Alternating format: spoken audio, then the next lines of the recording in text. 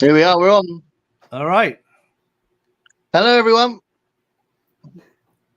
Which is literally just what Heidi's just said. Look at that. Hey, Heidi. Oh, that's interesting. I'm going to try something. Hopefully, this won't ruin anything. Oh boy.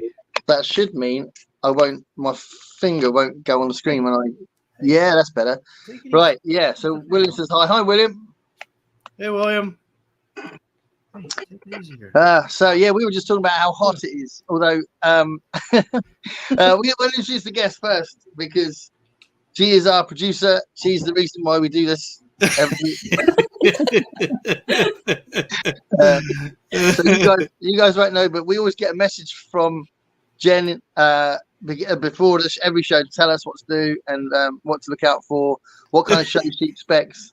And make sure the biscuits are there. Yeah, make sure the biscuits there. She actually makes me tea before we start, so that's very good. She's got the beeper if we say anything we're not supposed to, or if we flash any pictures we're not supposed to, or every now and then Garrett takes off his pants, and she's got to bleep it out. So yeah. Now and again, Jenny takes off her pants, but that's a different thing. Only on OnlyFans. She looks after Olive most days as well. So yeah, it's Jenny. That's awesome, isn't it? But we were just talking about how hot we are. Not how hot. I mean, hot. Well, David's hot, but we were talking about the heat really in the world at the minute. Yeah. We're all kinds of hot over here, especially you, right? Especially you. That's right. That's right. But Jen was saying, what was it? You're Scottish, so you can't stand the heat. Is that what you were saying? No. Daylight bugs me.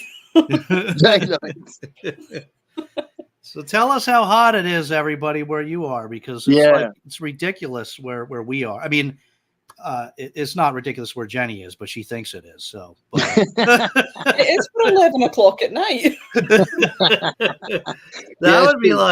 I'd be like, oh, this is like so comfortable. That'd be like it'd be like getting a cool breeze if I had that right now. I don't even have a breeze. That's what's annoying. Or cold. It's just stagnant. It's like, oh no. So how close are you to the water? Because you say you got the winds from the. My house is about 3 miles from the ocean. Oh, they're quite high, so you can actually still see the ocean from where I am. Oh, the best thing about Aberdeen, it's a very bumpy sea. It's why we don't flood that much.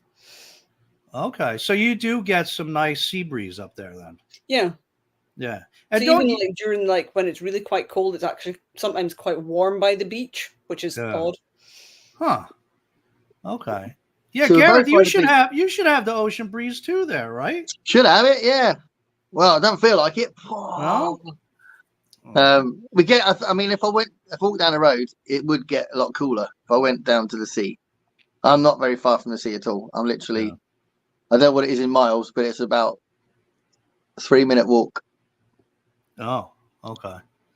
Yeah, I'm actually not that far either, but I mean, it's like maybe 5 miles or something. I don't feel anything over here.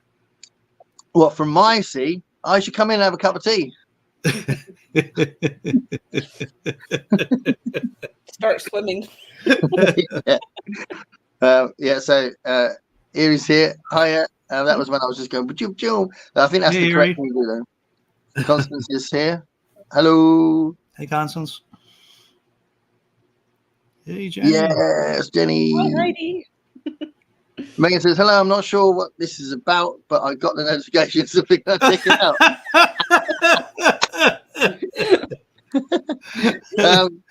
So Megan's just left a comment on my page saying that she just started watching me because of Garb August. So, okay. So for Megan and anyone else, we'll tell you about what this show is and what it tries to be and what it will be one day. Well, yeah. Not necessarily in that order. 96 Fahrenheit. What's that? Wow. 96, is that mid-20s? No, that's like 33 for you. That's 33, right? Okay, yeah, that's a lot. Yeah, wow. That's a lot. Look at that. That's 40 degrees. That's crazy. 40 Celsius. Yeah, when it was 40 degrees a couple of years ago, we weren't doing anything. We were just like that. Oh, so I see a cowboy hat in the picture. So Megan's probably from Texas or something. Yeah, it's gonna be super hot down there. Is that what you go? Cowboy hat, Texas. Is that the thing? Well, I don't want to stereotype, but People from Nashville, West Virginia. Yeah, there's a lot of places, right? Okay, but I think in Texas, almost every guy wears a cowboy hat down there. You need it with all that sun. Yeah, I like that. See, me and Jenny aren't making stereotypical comments about Americans, but it's not a bad stereotypical comment. I like cowboy hats. I keep meaning to get a cowboy hat. I think I look pretty good in one. Yeah, you look awesome. You're gonna get the chaps and the boots as well. Well, I could maybe be persuaded. Well, it's Garb August. Yeah. Wow, 104 degrees. Jeez. Yeah, that is hot. That's very hot. That's the kind of when it gets really hot in the daytime for us there. I mean, I suppose it might be daytime for you guys anyway, but yeah, it's 11 o'clock at night for us. But I mean, what's the hottest it ever gets in Portsmouth? Hey. Well, it's just gone just over 40 before, where a couple of years ago when it got really bad. Okay. 30, so that's like 100. Yeah, it's like 100 degrees for us, I guess. Yeah, 30s is quite common now in the summer. Okay. Late 20s. So yeah, but then we had a bit of rain a couple of days ago, and everyone was like, Yeah. But that was only for 5 minutes. So it's got hot again. It's definitely going to be a hot summer. We had, I guess it was like 2 weeks ago, maybe, or something. We were going through the serious heat wave, and it was mid up, and I'm Northeast. I'm not in the Southern U.S. And it was upper. So for you, it would be, for us, it was like upper 90s. So for you, it would be, 40. And I have a pool out back, and my pool water was 91 degrees at one point. That's how hot it was for like a prolonged period. It was like jumping in the bath. That's crazy. I tell you what, though, the heat is different. Like when I was just in New Orleans one night, and it was like 36, I think, at one point, but it was much more pleasant than 36 here. It's different. Yeah, it's really humid here, and it's really stifling and suffocating. So I was quite pleasant. I mean, people kept going, "Oh, watch out, it's going to be hot." It was quite nice. I didn't mind the New Orleans heat. Yeah. Same with LA. When I went to LA, I was quite happy with the heat there, even though the temperature is high. Yeah, it's different. Yeah. Let's see. I've had a question about New Orleans here from Heidi. What was your favorite thing? And it's 92 Fahrenheit in New York. So yeah, it's really hot there as well. We've got images of Do the Right Thing now. My favorite thing was the swamp tour. I loved it. Swamp tour? Yeah. Okay. So I got to hold a baby alligator. So you were hunting swamp puppies. Did you really hold a baby alligator? Yeah. Oh. Yeah. Okay. It's really funny because Richie, my mate, had it first, and it was clambering to get to me. I thought, oh, look at this! I'm the alligator whisperer. That was pretty mad. That was kind of a. I don't know if you had it over there. That was kind of a popular show here for a little while. What, the Alligator Whisperer? Swamp People, the Alligator Whisperer. It was called Swamp People, and it followed a few different groups. Like one would be a father and son, another would be a couple friends, couple different groups where they were alligator hunters. Yeah. Oh, okay. They would go around the swamp, and it was probably in Louisiana, probably. Yeah. They go around in their little swamp boats and catch alligators and jump in the water and wrangle them, and it's nuts. Yeah, he said that the guy that took us around said that it controls the population, and they're big breeders, so there'd be like millions of them if they didn't do that. So it was like, okay, because when he started talking about hunting, I was like, but it's to control the population. Isn't it? Yeah. Well, they eat them as well. Yeah, they eat them. Yeah, I didn't eat them. Yeah. Not tempted? No, not really, because I suppose you get a nice deal. Your wife gets a new bag. Oh, good. I got my daughter an alligator tooth that was in a little case. I got her that. Oh, cool. Yeah. But no, that was definitely my favorite bit. It was awesome. I like just being on the boat anyway. Yeah. You know. Oh, that's cool. That's yeah. cool. He said we might see coyotes, and we didn't. So I've sent him an email asking for a refund. Yeah. We don't have them in this country. So what kind of boat was it that you went out on? I made sure it was an airboat, so it was one with a massive fan on it. Yeah. So that was really cool. Yeah. Okay. So it's like pretty flat, basically, with that. Yeah. With those big rotators. Yeah, we were right next to the. It wasn't very high. We were right next to the surface of the water. Yeah. So yeah, it was awesome. I mean, we did quite a lot of things. To be fair, we did the steamboat jazz cruise as well. That was really good. Okay. And we went to a plantation, which was really, really upsetting, but really good. I think everyone should do it. It was really good. Yeah. So yeah. So Brandy, go ahead. Go ahead. Catch up, and then I'll ask you more. Go okay. ahead. Keep it in your head. Keep that thought in your head. Okay. All right, Brandy. I mentioned you in my video about Garb August. So you have to make a comment. It's about the Star Trek book. Constance says 92 Fahrenheit at 5 p.m. Yeah. I suppose it hopefully go down during the evening. Because that's why it's gone down for me a little bit, because it wasn't as bad. I mean, it feels bad though, but it wasn't. It was a lot hotter earlier, because it's like obviously nighttime now.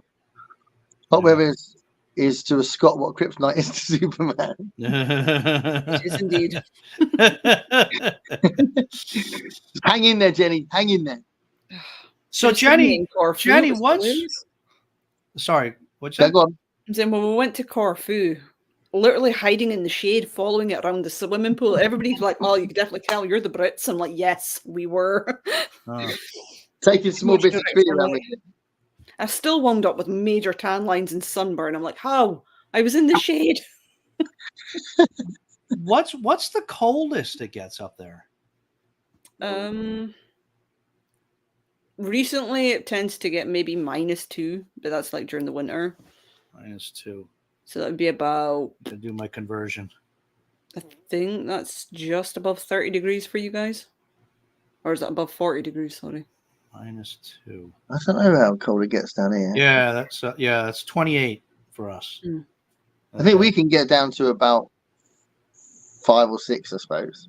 It used to get much colder, but over the last few years it hasn't. Yeah. Oh, so you never get to freezing, Gareth? I don't think so, no. Oh. But maybe I'm just not paying enough attention.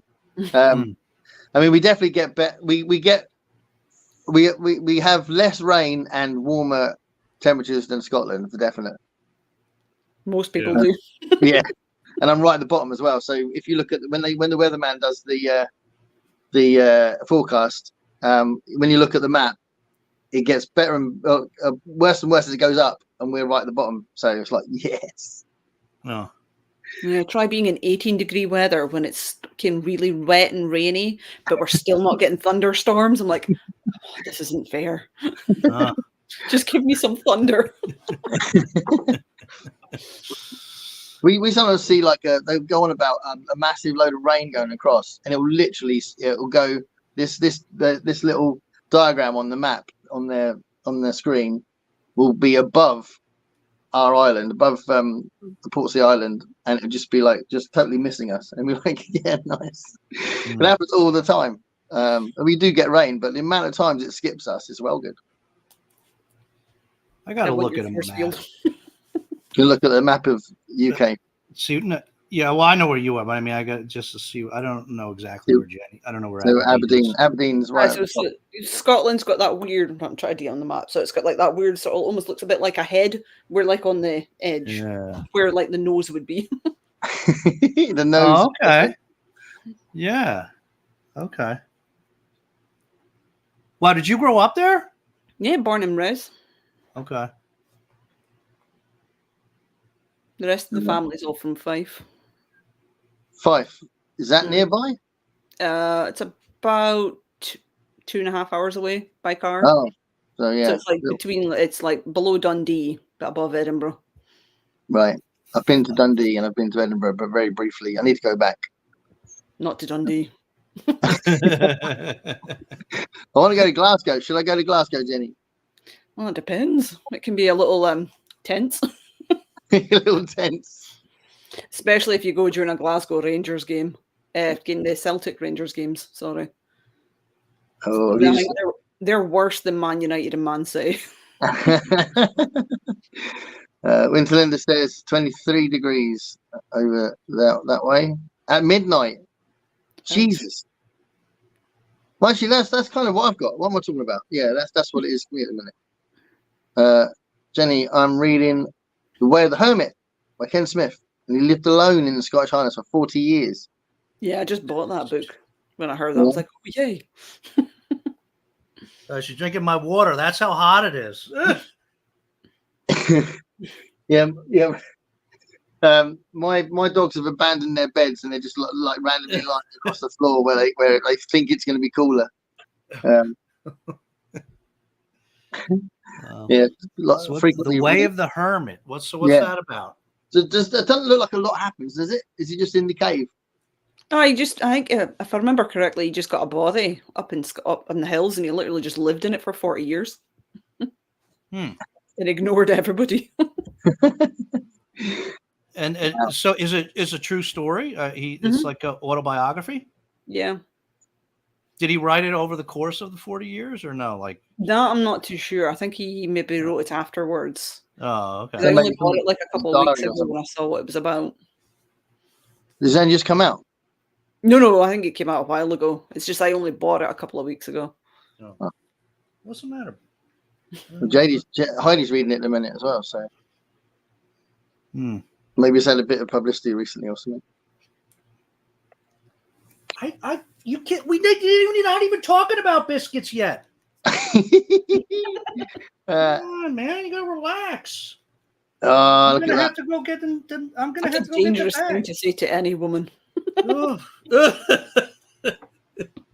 So Megan's in Nevada. It's all about the biscuits tonight. Nevada. Okay. Oh. Okay. Yeah, I imagine Nevada's really hot, isn't it? It's kind of desert land, isn't it? Yeah, I think it's probably, well, Megan can tell us, but I think it's probably pretty dry heat in Nevada. So it's probably not quite so sticky, you know? No, not sticky. It's definitely sticky. Not in the fun way. And the belt buckle. Diane says in the belt buckle. Not sure what that's. What's that referring? Oh, yeah, I don't know. I don't know what that means. I'm not sure. Middle of the day right now, so 3 p.m. Guys, the time differences just crack me up. Yeah. There you go. Big question, Jenny. Have you decided yet to do videos for your channel? Yes, I'm going to do them. Yay! Yay! I'm off on Sunday, so I'm going to film the newbie tag, and then Pat tagged me in one video, and then Aaron Hook tagged me in another 2, and fuck it, I'll just get them done then. Wait, so what number are you up to now, Jenny? 53, I think it is. Oh, so you're just plunging in. You didn't. Yeah, I love it. Waiting. Over with. That's brilliant. Awesome. Can you do your top 10 fantasy books? You want that one done too? Yeah, I would like to see that. I would very much like to see that. I mean, you're very busy with producing our show, but if you have time, that'd be great. Yeah, I will try. Great question, Brandy. We've got it. We've got the exclusive breaking news. I need to write a thing going across the bottom. You can do that on this somewhere. If someone starts chatting about something, I'll do it. William says 22 Celsius at 6 a.m. Yeah, that's hot for 6 a.m., isn't it? Yeah. Set to get warmer later in the day. Rain has stopped after several weeks raining. Okay, so he's had some rain. So if it's 22 at 6 a.m., it's probably going to get into the 30s, isn't it? By the time it gets into midday. So he's got a hot day, yeah. Oh. There's a Death Valley a couple weeks ago. I guess it's a thing. 121 Fahrenheit. Wow. Hold on, I'll get it for you. That makes me sick thinking of that kind of heat. that's got to be like 48 degrees or something. That's 49 and a half for you 49 degrees. Oh my God. That's it's like walking. It's like trying to walk on Venus. To go through Death Valley. It's like you don't know if you're gonna come out the other end. My Rumpus is here. Hey, Rumpus. Excellent. Yeah, good idea. Thanks, you. Rumpus. We'll have him back at some point. I'll watch. Yeah, awesome, Brandy. We need Brandy as a guest at some point, isn't it? That's the Star Trek thing.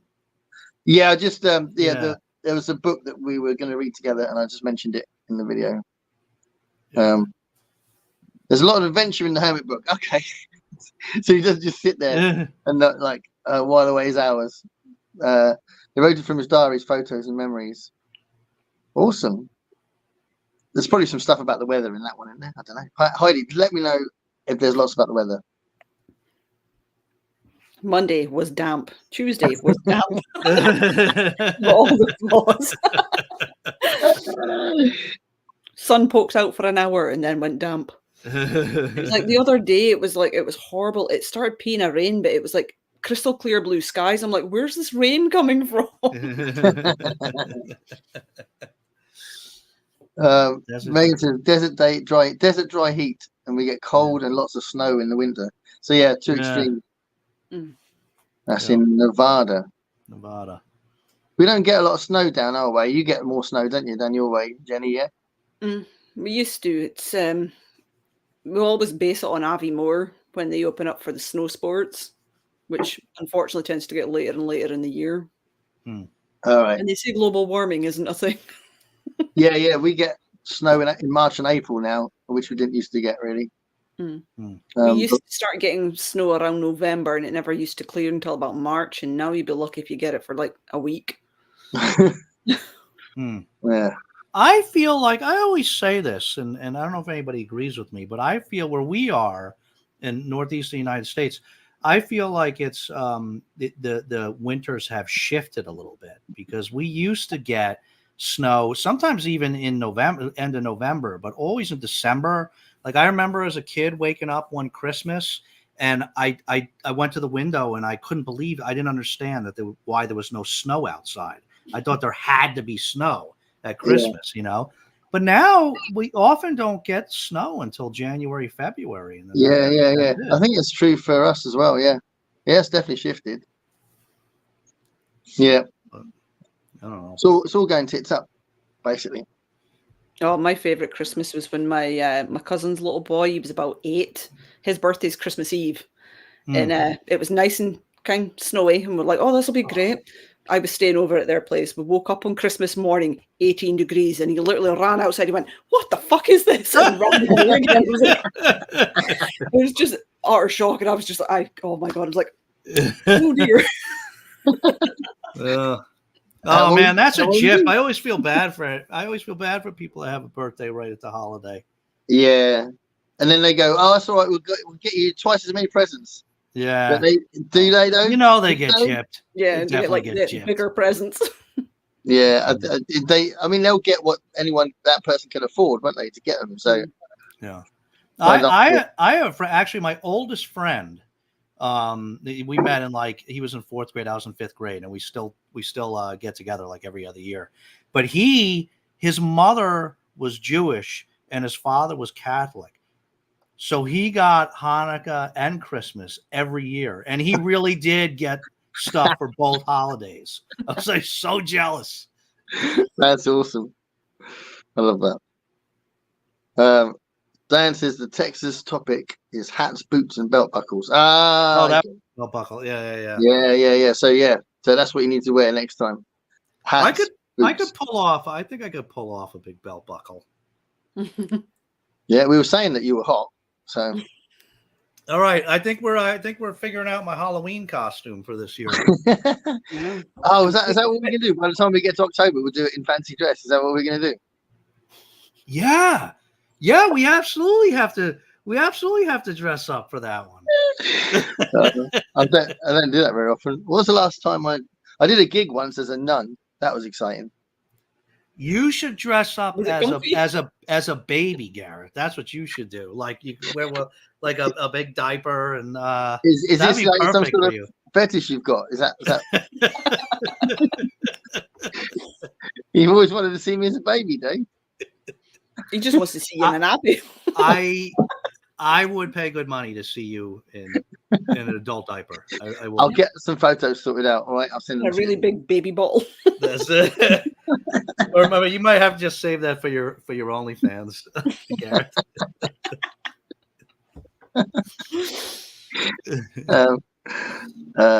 Okay, cool. So Brandy's going to watch the video. That's awesome. Constance says gluten-free golden Oreos or gluten-free chocolate-covered wafers. Always time for biscuits. Is that our cue? That might be. All right. Or the phrase "always time for biscuits" suggests that we need to. So, tell you what, we need to catch Megan up. So, hello, Megan. This is this thing on? And me and Dave and a guest every 2 weeks, every fortnight. Yeah, this froze the Americans. Every fortnight, every 2 weeks, we get together and chat bollocks. And we always have biscuits. These are mine for tonight. He means cookies, Megan. That's yeah, sorry. It's British for cookies. Yeah. It's a common theme on the show. We always have to translate between the American. Don't get me started on American biscuits. Oh, that was one thing. That wasn't my favorite thing in New Orleans. We went on about Taylor ham for weeks. So are they similar to dumplings? Like Dumplings? Or stew dumplings? Do they have anything like that? Dumplings? Dumplings. You get like little wee doughy dumpling things for like in your stew. I was just wondering if that's what the biscuits were like. No. That's what they look like. Biscuits are like a really, really, it's like a scone with a really nasty taste. Ew. You're asking about American biscuits. American biscuits, yeah. I don't. Well, they can be like a scone. That's true. If maybe buttermilk. If it's a dry biscuit, yeah, it could be very much like a scone. He's right, actually.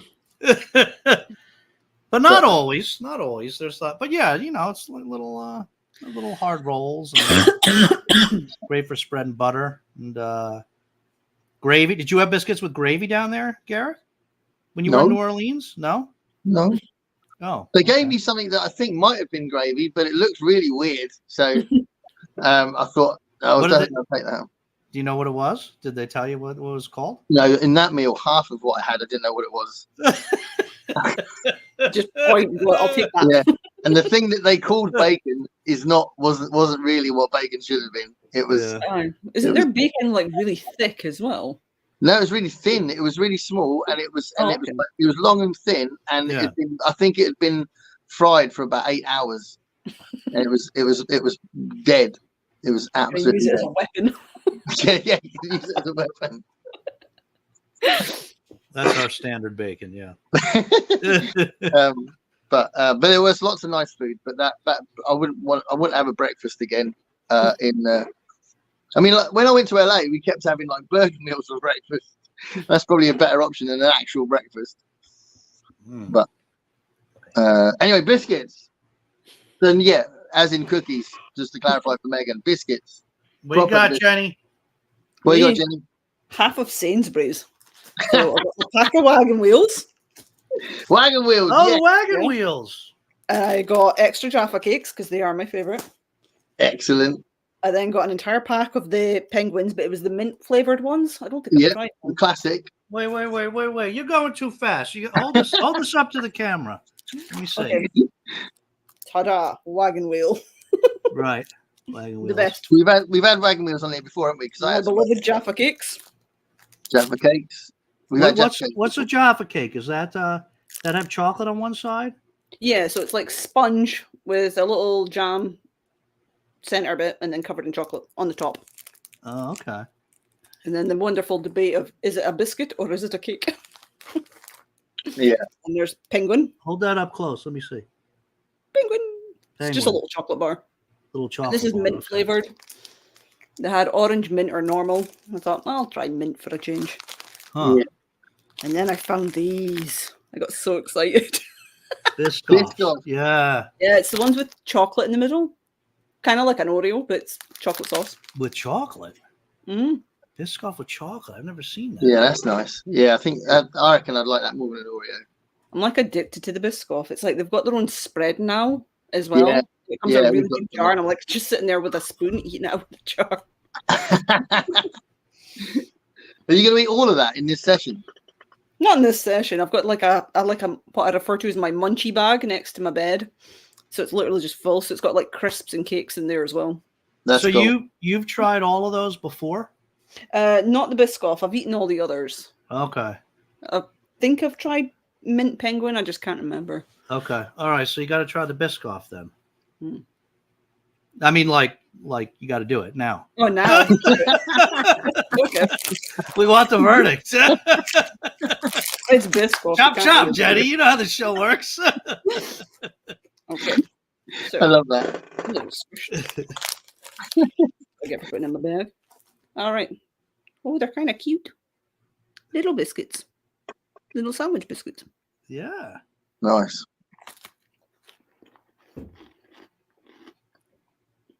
Not bad. Definitely Biscoff. Hmm. Is I had a now friend is that that used to- is that no? Go ahead. What were you gonna say? I had a friend that used to put the normal Biscoff biscuits in her coffee and let them disintegrate. And then Yeah. she would mix it into her coffee, and it was like the weirdest thing ever. Oh, but she wouldn't dip them. She would let them dissolve. She would literally just plunk them, like 2 or 3 of them into the bottom of her cup and then mix them up. Yeah, the Biscoff cookies like dipped in coffee are wonderful. Absolutely wonderful. But I haven't seen the chocolate ones. Is that specifically a British biscuit? I'm not too sure. You think I we have doubt it. those over here? I'm gonna have to look this I up. don't know. Actually, we had Biscoff biscuits on the plane as well, going to New Orleans. Yeah, that's a common. At least over here, I see that. That's a common snack on the planes over here. Mhm. And a lot of cafes give them free with coffee as well. Yeah. Brand Did you fly Delta by chance? No, United Airways and Oh, okay. British Airways on the Oh, on the way back. All right. Delta always has the Biscoffs. They're Did I tell you about the time I found the Biscoff store? It was a whole Biscoff store. That sounds good. In California. find it. Yeah. It was wonderful. It was on. There's this. What was it called? Pier 39. It's like a big tourist pier. Okay, you're getting a little aggressive with the biscuits right now. Wow. It's because she knows she's spoiled. You're very aggressive. Come on, man. I'm gonna have to go get the bag because you're gonna finish them all off before we even get started. Yeah, well, there's a big tourist pier, and they had a lot of cool stuff there. But they had those Battlestar Galactica things that I'm always showing off in the back. Oh there. yeah. Those were in a store like an antique sort of celebrity store they had on that pier. But they had a Biscoff store on that. It was the whole store. Yeah. Wow, that's cool. Yeah. I really like. We got some water. We've got a gun wharf down my way, like a wharf area of shopping thing. Yeah. And we've got a Cadbury store there. Oh. Yeah, just Cadbury stuff for the whole shop. Very cool. Wow. You spent a lot of time in there? We don't go there very often, to be fair. And I was quite shocked because my wife is she's like the food police with my diabetes. I was shocked when she said, "Let's go in there." I was like, "All right." And we bought quite a lot in there, considering all of it was naughty. A whole what was it? It's like a bag full of small fingers of fudge. Huh. Do you like them? Do you like fudge, Jenny? You mean the little bars that you normally get in like in the like the sweet tins and stuff? Yeah. Oh God, I never used to as a kid. I didn't like them, and then when you grow up, you're like, oh, I quite like these. You just sit and munch them. Yeah. It's how fast you can go through them, though, which is a little scary. No, that's true. You do go through them quickly. What biscuits has Olive got? Olive, I forgot to bring the bag in here, but I'm gonna have to go. Sorry, man. She's so thirsty. She's like, it's so hot. keeps. I had to pour the biscuits out of her biscuit bowl, and no more biscuit. I said the word. So she's. I love the fact that Olive has been so anglicized that she reacts to the word biscuit. Yeah, right. She's got her regular chicken recipe, her little chicken recipe sticks. These babies. She loves it. Oh, now she's looking. All right, here. Wow, you're gonna go into shock tonight. You know, she didn't have. Mama has class tonight, so she didn't have dinner yet, actually. So that's part of the problem. Oh, that's her dinner. No. All right, so I have I have biscuits, but you can't get mad. They're not new biscuits this time. Oh, so this is an old packet. Is this the one from like 3 weeks ago? Well, I brought a couple that I liked. So this, of all the biscuits we've had so far, this is my favorite biscuit so far. The Aussie style chocolate cream sandwich cookies. Okay. That's my favorite one. Chocolate I got to be careful with these because it's like 100 calories in one cookie. So I'll only eat one of those tonight. And then I brought these again. These are I don't even know how to pronounce it, but these purple yam shortbread cookies, which were like such a pleasant surprise. They were like way better than I thought they were going to be.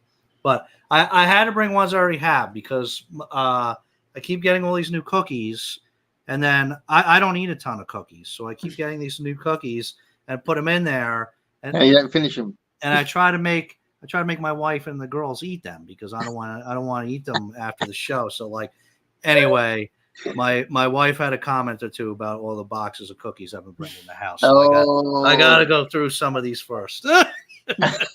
Next time, I'll have fresh ones next time. Wow. So she doesn't understand the importance of this show then. But that's all right. I'll enjoy these. These are good. What do you got? You got new ones or what? Well, these are they're kind of new. These are biscuits, biscotti, because it's Italian. They're from Italy, so these were bought in Casino in April, and I noticed that someone's opened them, but not me. So we've got some left. So it says biscotti della Bonta. So I looked that up to see if that was a clue as to the flavor. But biscotti della Bonta just means biscuits full of goodness. So these are full of goodness. Well, exactly. That's a bit of a crap name, isn't it? Right. But they're made by. Can I read that? Yeah. So the goodness of. I'm going to translate every word into English. The goodness of Grandad Pete, because it's La Bonta La Nonno Pepe. There you go. That's the company. This is great TV, isn't it? So let's see what these are. They look like shortbread type things, don't they? Yeah. You know. Got some shortbread here too. Yeah. Does taste very Italian. They're quite soft. She's interested in that biscuit. She keeps hearing you say biscuit. Oh, Olive. Go on. Do you want to bite, Olive? It's good. Oh no! Yeah, the lemon flavor. I got a little lemon bit in the middle. Oh. You can't beat lemon flavored stuff. No. You're not feeling that, Dave. No, I'm not really big on lemon. Oh, I am. I'm a lemon fiend. Only on cheesecake. Lemon cheesecake, good, yeah. Lemon squash, lemon sorbet, lemonade,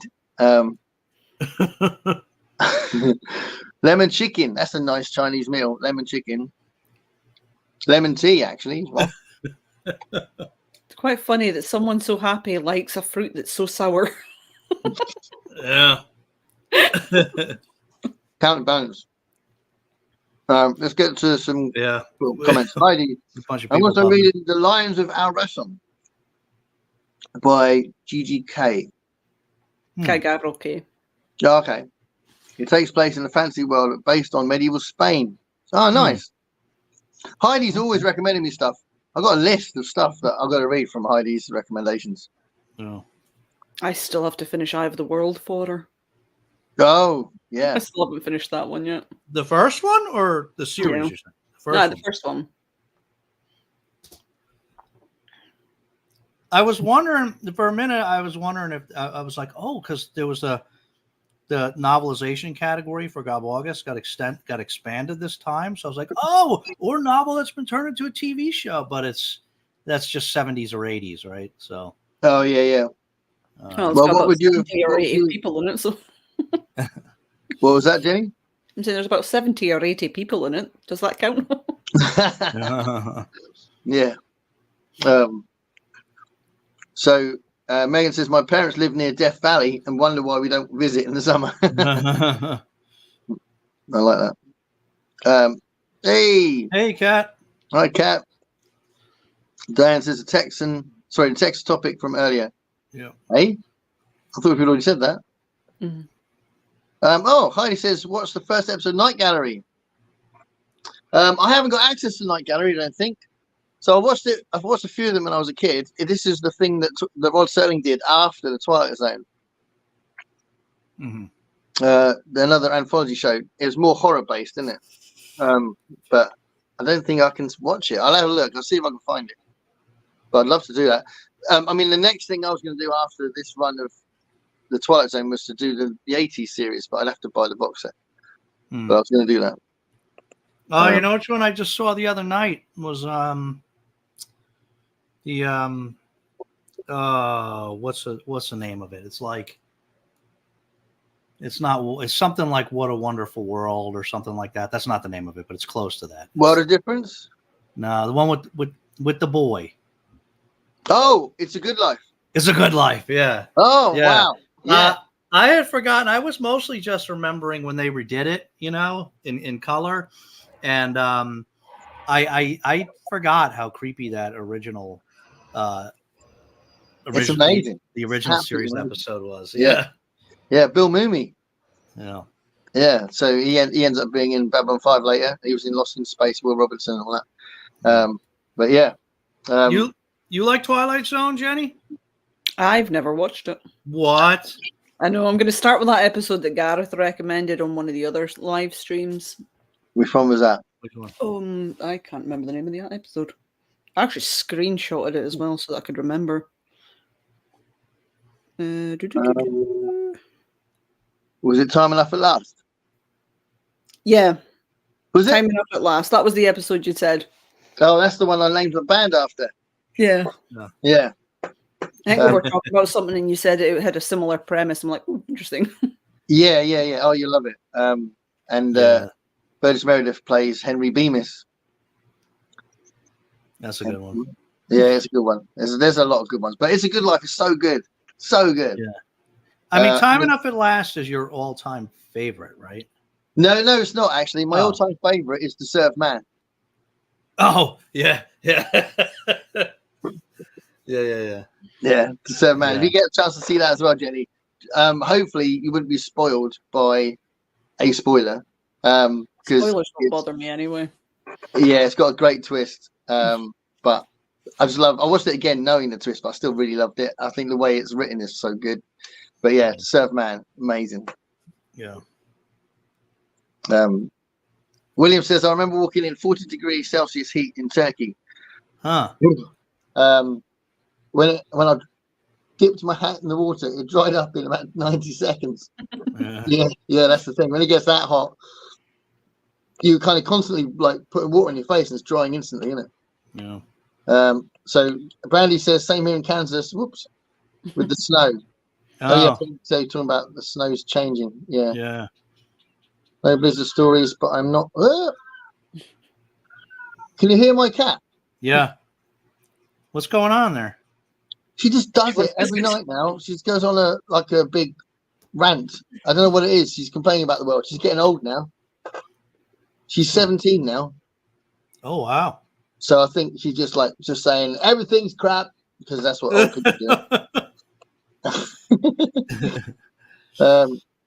Hold on, where are we? No blizzard stories yet. Oh, that was the Hermit book. Yeah. Oh yeah. Mm-hmm. Oh, Okay. yeah, that's cool. No blizzards yet. There's Debs. Oh, hey, Debs is here. Hey, Debs. Just as a baby sounds like Garboga's story to me, right? Right? Right? Maybe we can let's keep it up. Maybe we can make this happen. Next Garbogus video, week 1 wrap up, Gareth. Is Dave? Are you saying that you've written a story for the Garbology and it's about me being dressed up as a baby? He's not telling. Yeah. You didn't go to Popeyes, I assume. Those are the best biscuits. Popeyes. No, we did pass it, but no, I didn't go into Popeyes. But I doubt if I've already I've tried 2 biscuits from 2 different places, American biscuits, while I was buying actual cookies as well, obviously. And yeah, to try them a third time, I'm not sure, but I understand the patriotism. You got some bad biscuits. Here we go. Yeah, Gravy helps. Gravy helps. Look, stone soup. I was watching this thing at View Orleans, a great place you should go to, and there was this bit where these cooks were talking about different New Orleans dishes, and then it was a great moment when he said, I can't remember what he was talking about. He said one of these things. It was something to do with some sort of pork dish, and he said the pork on its own is really boring, but if you add, and then he listed all this stuff you add, and he go, it tastes amazing. You add all these things, and you're just like, well, that's stone soup, isn't it? Yeah. You know, like if it doesn't taste good on its own, it's not good, is it? Yeah. Thank you, Diane. Watch Gareth's vlog from his holiday. It's epic. It's a good one. I spent hours and hours. It took me about 3 days to do it. So yeah, I took off loads of stuff. Not all of the music I recorded is on the video, so I was thinking of doing a separate one of just the music. Mm-hmm. But there's lots to it. There's like the Swamp Tour, the Jazz Cruise, montage at the end with all the people you met. I'm like, that's kind of cool. Yeah, I was sending Dave some of the selfies as I was doing it. Yeah, it was like a million of them. It's like he took a picture with everybody that he met. He had to take a selfie. Like one person say no. Yeah. I go, can I have a selfie? And they go, oh, okay. I had one person go, will you pay me? And I thought, no. What are you on about? And then, but she still did it. She was one of the people in the bookshop. But I did have one person just refused, said no, and like they were really funny about it if they thought I was being offensive or something. It's like, relax, man. You're just having a photo done by some strange British man. But yeah, I put all of them at the end, didn't I? It was good. It's kind of nice. I did it as a joke to try and get as many as I can, and I like sending them to my family, and they all roll their eyes and go, "Oh my god, you're so embarrassing." But but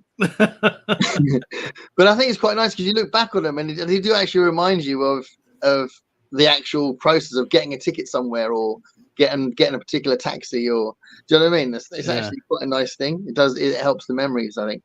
Yeah. New Orleans has their own cuisine. Yeah, there's definitely some things that are definitely specific to New Orleans, and I tried quite a lot of things. I did like gumbo. Didn't think I would, and I did like it. And jambalaya was nice, but I think paella is very similar and better. So I don't know if you know paella, but I think I like that more. Okay. But jambalaya, because you were like in the beginning of the trip, you weren't liking the food. You make well, the first night we had Willie's chicken, which was all right, but I tasted a lot better. So I thought, well, that's all right.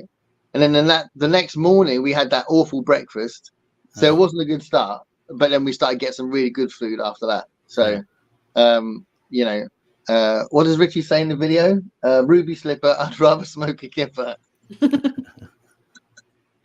I think I said on the day, Ruby slipper, more like Ruby shitter. I think I said that. But I didn't video that.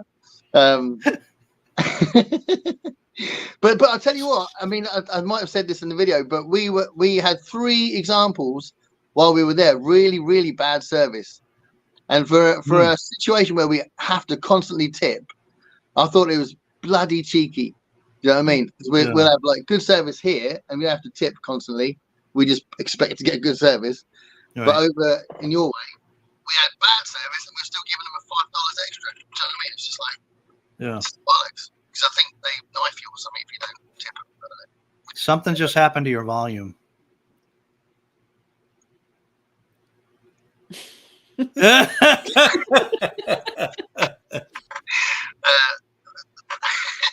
Right now. No, your audio is weird. It's like a really soft echo voice. Something happened. Like you're in a submarine. I'm in a submarine. Oh, shall I go out and come back in? I can't do it, can I? This happened last time, right? Yeah, and I think you went out and came back in, and it was fine. I think. Okay. I thought it was only yours that went weird, Dave. Yeah. No, I get kicked off. I freeze and get kicked off. So Cafe de Monde, I keep getting told to go to Cafe de Monde, and it's all about the beignets, and I wasn't impressed with beignets. Oh my God! Yeah, I said it. Hold on, don't do that. Where am I? I'm gonna get out.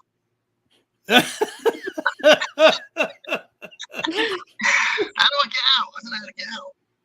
You have to just on the bottom. I think you can kick yourself out of the show, can't you? Can I? Leave studio. There's a little button on the bottom that says leave studio. No, there's the one that says end. I don't want to end it. No, don't end it. You can't leave studio? I think we can only do it because we're visitors. Oh my God. You did something when you were running it. Maybe you just closed the Well, I'll tell you what, we've had more viewers since my voice has gone funny. So maybe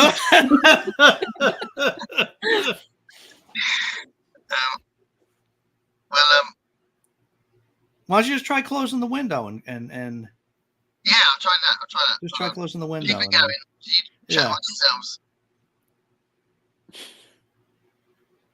Did he? He's frozen. Oh, he's frozen. Well, it could be because of what he's doing. Yeah. All right, I'm going to put on. Oh, it's an interesting pose to be frozen on. I'm going to put on the blocker now so we can't get back in. Well, so right before we went on, I thought that was actually your room back there. It wasn't until you ducked off. I know. And I saw that like. No, it's just a solid white wall behind me, so it's just something more interesting to look at. I was like, wow, that's a really cool little like library she's got there. It's one of the fun things to play on StreamYard. You can put anything you want behind you. Yeah. Yeah. There he goes. Okay. It took him a while to kick off there. So yeah, it's funny because that's happened to me a bunch because I get kicked off all the time, but like it doesn't matter if I'm running or not. That once the StreamYard thing's going, it just keeps going, even if the main host is disappears, which I guess is good. But yeah, just trying to see what's up here. Okay, so I just want to see if anybody else joined while he's away. So MJ joined, so I don't know if she's still here or not. Hi, MJ, if you are. Aaron. Rage jumped in. I feel like I'm jumping the gun on that. Let's see. Yeah. So while we're waiting for him, Jenny, tell us what you're reading. I am reading the novelization for Resident Evil 3. Oh, is it any good? I love the Resident Evil films. They're my guilty pleasure. Okay. I love watching them. I love reading them. So were there novelizations for 1 and 2? Yeah, the only one they don't have a novelization for is film 4, which is odd. Okay. But they've got all the others. I actually haven't seen any of those movies. I know that's pretty shameful. I don't know. Maybe I'll watch one tonight. I don't know. This always happens when we have these things. I get ideas of like, oh, I should go watch that movie or that show tonight after we get off. But I guess it's definitely worth it in your opinion, right? Yeah, I mean, they require no concentration. It's just great watching all the different ways that everybody gets eaten. Yeah. All right, talk, Gareth. Hello. Oh, it's all fixed. Yay! Just need to sod off and come back. We were just talking about Resident Evil. Jenny's reading the novelization of Resident Evil 3. That's amazing. That's one of the films I might have watched for Garb August because I did a list of films that I might watch, and Resident Evil was one of them because I still haven't seen it. I've only seen about half an hour of it. Okay, well, there's our homework. Before the next show, we both watch that. Yeah, awesome. Oh, guess what happened today? This is one of those texts you like just do not expect to see, right? So my wife, totally different tastes, right? Like not into fantasy, sci-fi, any of the she likes like biographies and dramas, all that boring stuff, She sends a text to all of us today. My kids are away, so for anybody who doesn't know, I have adult kids that are all still with us. One's about to go to college. But anyway, so she sends this thing to the family group that says, I think I found a good family show for us. And she says the new Time Bandit show on Apple. Yeah, I saw something about that. And I was like, okay, I'm not going to lie. I'm a little surprised getting this text, but I'm all in. Yeah. Well, apparently it's not very good. Oh, really? That's what I've heard. But we might be getting Apple TV. If we get Apple TV, because apparently my wife says we can get it free for some reason. Okay. But she's in France, so we can't test it out yet. Okay. When she comes back, she's going to do whatever it is that she thinks she can do to get it free. Hopefully we'll get it free, and I will try out this Time Bandits malarkey. Yeah.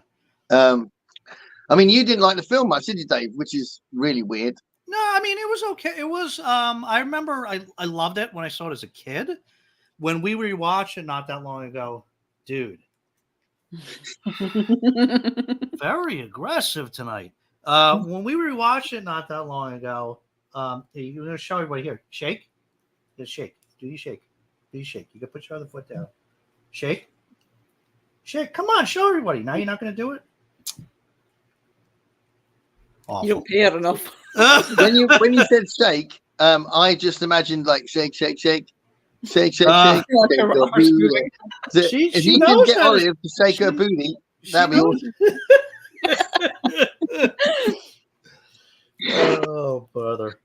But yeah, so yeah, I mean, it was it wasn't that it was bad. It was just I remember it being better because like when I saw it when I was like 10, like I loved it. So you're basically saying you've become an old man. Yes. You've lost your child within. Yes. Oh, that's sad. That's very sad news. So, no, I'm pretty excited to try the show. They did, I don't know how we're not going to try the show, but that's awesome, though. That's cool. I mean, you going to try it, Jenny? I'm tempted, but it's like it's like my nostalgia loved the movie. I mean, after what happened with Willow, I don't know if I'm brave enough to try it because the Willow show was really bad. It was so bad Disney Plus even yeeted it off their servers so fast, and you're just like, this is so bad. They took it down? Yeah, they removed it completely, so you can't see it anymore. Oh, I feel sorry for Warwick Davis. What a lovely man, mate. I know, but it's like what they did to his character was just horrific. His character was ace in the movies. I loved King Willow in the movies, but in the series, he's just no. But it was the same actor in the show. Yeah, right. And they got a lot of the original cast back because it's the lassie was back as well. The one that played the witch's daughter that Val Kilmer's character married. Oh, okay.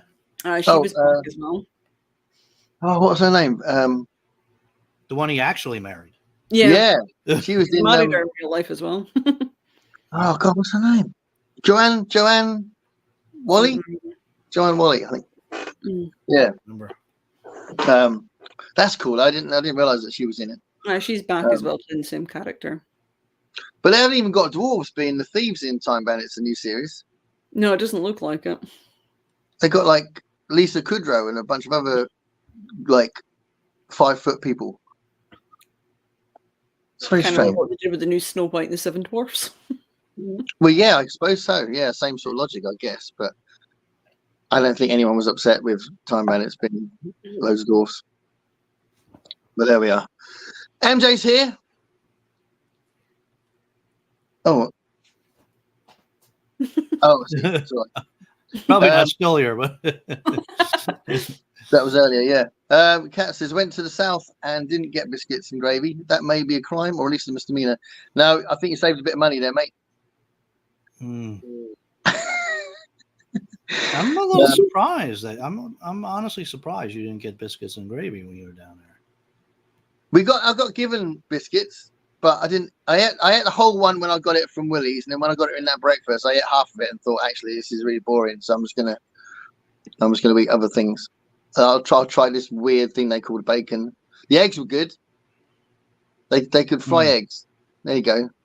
It's not all lost. Oh, that reminds me. I remember that the British Erie told me about that British store near me. Yeah. And I went there to get the British cookies. So my wife and I went and had breakfast there last weekend. Oh, okay. Yeah, and I had to look at. There was something that was like on the menu over and over again. Was it Knackers? Is there something called Knackers? Knackers? It's a sausage. Knockers or Knackers or bangers. Bangers. That's what it was. Bangers. Yeah, they're just I didn't know what bangers were. I had to look it up. Well, wait until you try Scottish sausages. It's even better. They're square. I didn't know the sausages are square in Scotland. I learned sausage. Huh. My sausage is amazing. My aunt, she's not my aunt anymore. I haven't seen her in a while. But my used to be aunt, she would always make at family things. She would make the Scottish eggs. Oh yeah, Scotch eggs. Yeah, I like Scotch eggs. Oh, Scotch eggs, not Scotch eggs. Scotch eggs, right? Are those Scottish or are those English? No, they come from Scotland. Can't hard to tell anymore. Usually, if it's really bad for you, it's probably Scottish. Okay. These look pretty bad for you. They were good, they're though. everywhere here. I mean, literally every shop sells Scotch eggs. Yeah. Are you a Scotch eggs fan? I like them. Yeah. Yeah. That was the only time I had them was when she would make them at these events, at these like family things. But it's just it's sausage meat with egg in the middle, isn't it? Mm-hmm. Yeah. Covered in breadcrumbs. Yeah. Yeah. Breadcrumbs. Yeah. But anyway, the breakfast at this British place was literally one of the best breakfast sandwiches that I've ever had. Nice. That's good to know. Yeah, it was really good. Yeah. One of the best meals I had on my trip was the full English I had at Heathrow Airport. You had a what? What did he say? Full English breakfast. In New Orleans, you had a full English breakfast? No, in Heathrow Airport. Oh. That was a highlight of your trip? That was probably the highlight of your trip. Very controversial, isn't it? Like, I should not. It would have to be airport food's the best food. But it was a really nice breakfast. Although, you don't need to know this, but it's funny. I couldn't get the pepper coming out properly. I was like, this didn't come out at all. And suddenly the lid went and there was like pepper all over the plate. And I was like, no. I managed to get it scraped off mostly, so it was fine, but it was a horrible moment. It was like, have I just wasted, whatever it was, 10 quid or something? But it was fine. I'll ask me in a minute. I'm going to go through the comments, but ask me in a minute about my my rubbish story. I've got a really weird story about my rubbish.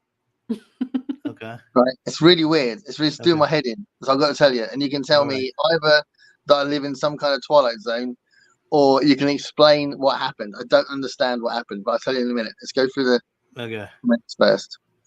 My Rumper says you can gain weight just breathing the air in New Orleans.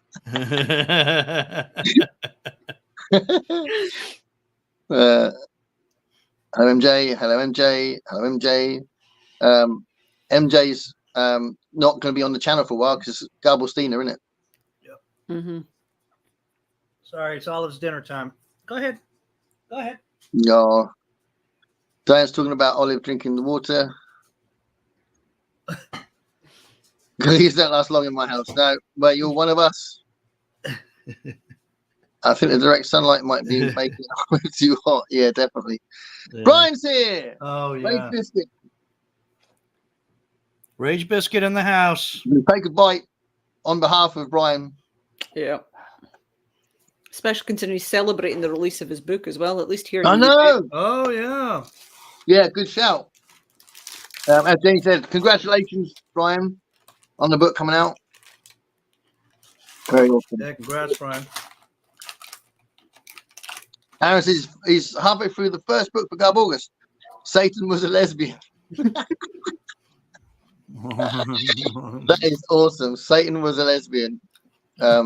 Are you gonna talk about that on your channel? Let me know, Aaron, if you can talk about it on the channel. That'd be awesome. What's the proper way to pronounce lemon curd? I love lemon curd. I absolutely love lemon curd. And I guess it's lemon curd that's in this, really, isn't it? But that's how you pronounce lemon curd. I didn't know there was another way. How else could you pronounce it? Lemon curd. Well, if you're Scottish, you pronounce the R a wee bit stronger, but that's about it. Lemon curd. What? How would you do it? You say it. It's like the annoying thing about things like the word girl. It's like obviously the way we say it, it sounds almost like there's an I in it, and I'm like, no. Say the whole thing. Lemon curd. Curd. Curd. Yeah, you just like roll the R a little bit longer. Yeah. That's all. It's an annoying Scottish thing. How would you say we need to get to Mordor? No. It sounds like you're taking the piss. It's all right. That's like me and Pax on that and that thing. If you ever see the stream I do with me, everyone was asking her to say bollocks and stuff like that. It was hilarious. She was going bollocks. No.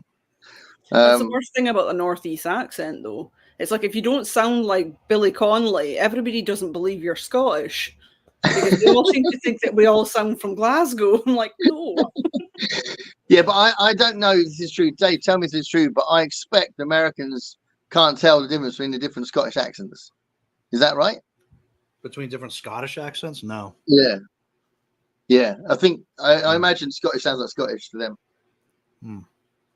Yeah. Well, I have been mistaken for Irish. Really? Yeah.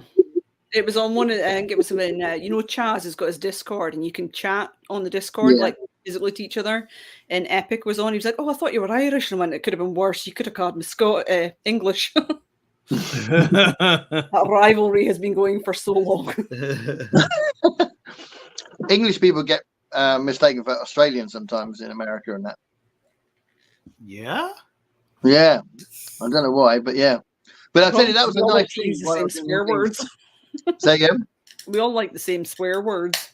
But yeah, if me and Richie spoke in New Orleans, they suddenly their eyes lit up and go, oh, where are you from? And we go, oh, we're from England. And they go, oh my God. And they thought it was amazing. That was nice. We one time years ago, so she was a lot younger, but my wife and I went to Paris and we were in a deli. And she doesn't speak a lick of French, right? And then they asked her something, if she wanted something, and she was trying to blend in, so she answers "si" instead of "we."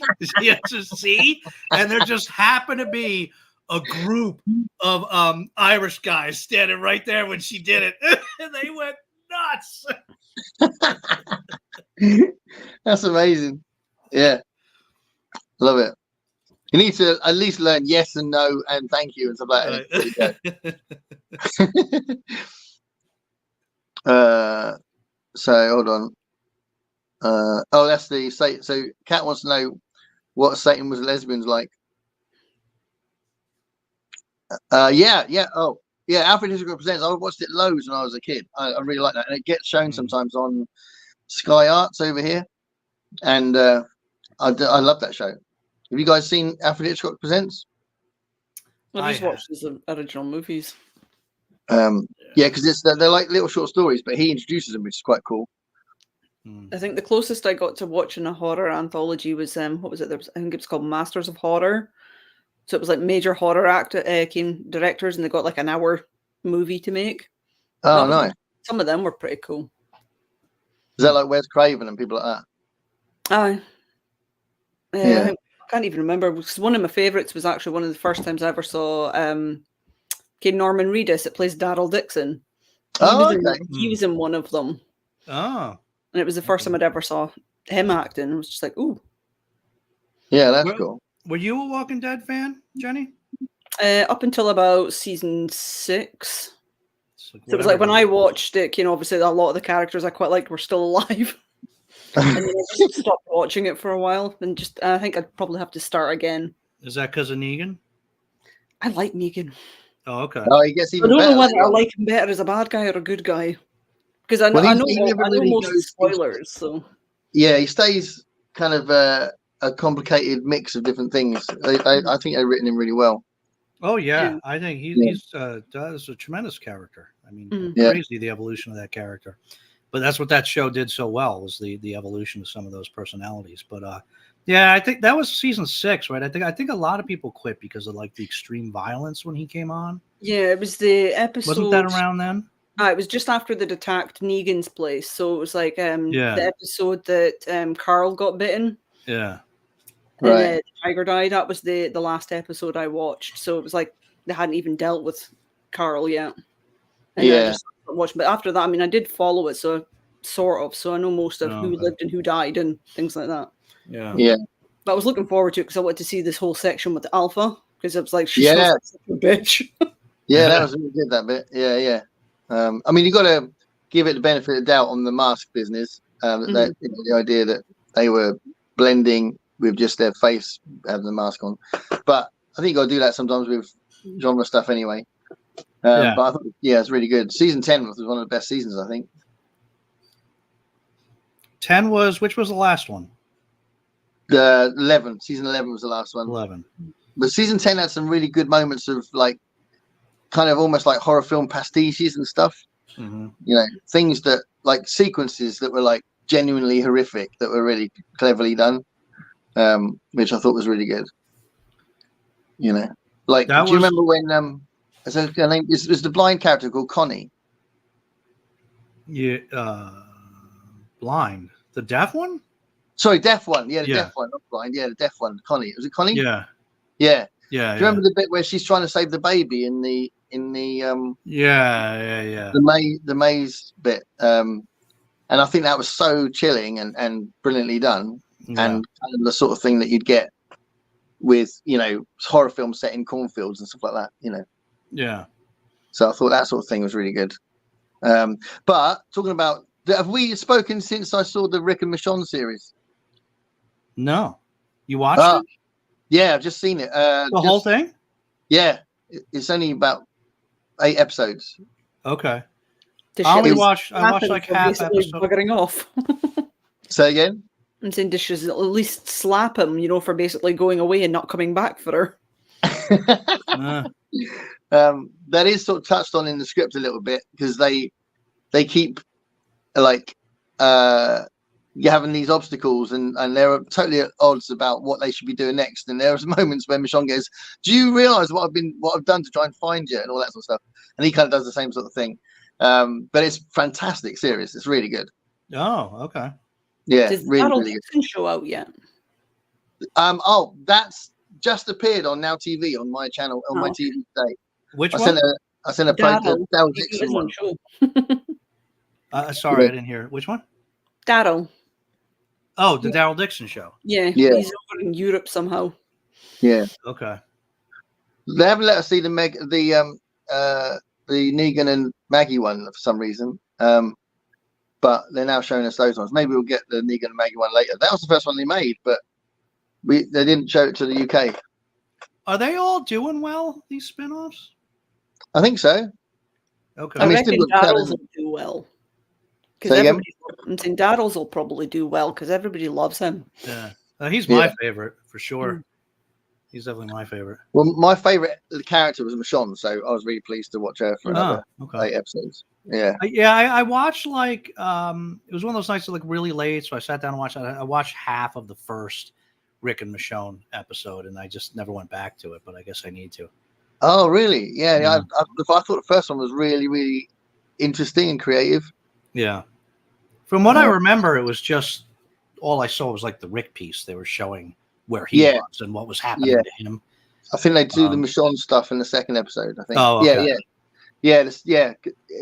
She's only in like dream sequences in the first episode, and then her story is really cool. The people that she was with, and then obviously they get together. And one of the episodes is written by the actress who plays Michonne as well, which I think is interesting. Oh, okay. Yeah. But no, it was awesome. So yeah, let's go back here. It's very trashy and very fun. So that's the Satan was a lesbian. Jenny, question for you. Which one are you talking about? The one with Tom Hopper in it, because that was an interesting one. Probably. The irony is, if it was at Welcome to Raccoon City, it's slightly more accurate to the original games, but they miscast that all over the place. Tom Hopper is one of the nicest actors ever. He's the guy who was in Umbrella Academy. He plays the main brother, the really big one. Oh, yeah, I know. And the character he plays is a megalomaniacal sociopath. And it's like, you can't believe Tom Hopper ever being that way. Okay. Yeah. Like, oh, it's so wrong. It's weird when they do those kind of casting things, isn't it? Erie's gone. Heading out. Have a go stream. We missed her. Can't say words like stream when it's this hot, can you? It was so good. Kat says the first Resident Evil so good. I've got the first 3, but I don't think I've ever watched past the second one. Yeah, I'm expecting when I do watch it, I'm expecting it to be brilliant because everyone loves the first one, don't they? Oh god, they're so ridiculous, and they get even more ridiculous as it goes on. Oh well, that's Garborgus for you. Boy, look! More fantasy. Fantasy February bingo. Well, there was a Fantasy February event that Scott and Becky did, wasn't it? Did they? Fantasy.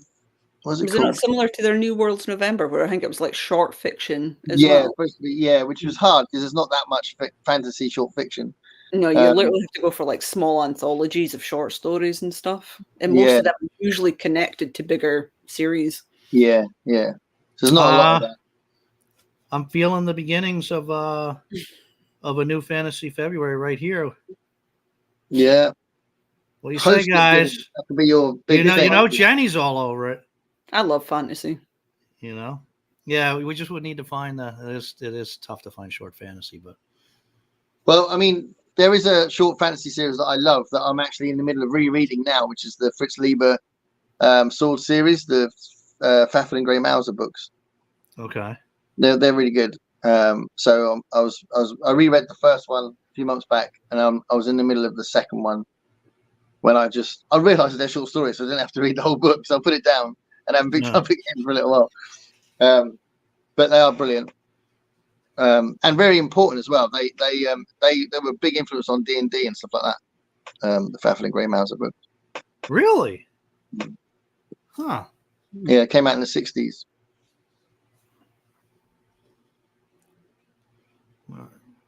Deep into the Traitors wormhole.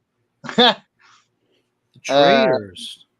So where does it come from originally? Is it an American show that we did? Because that was on our TVs a little while ago.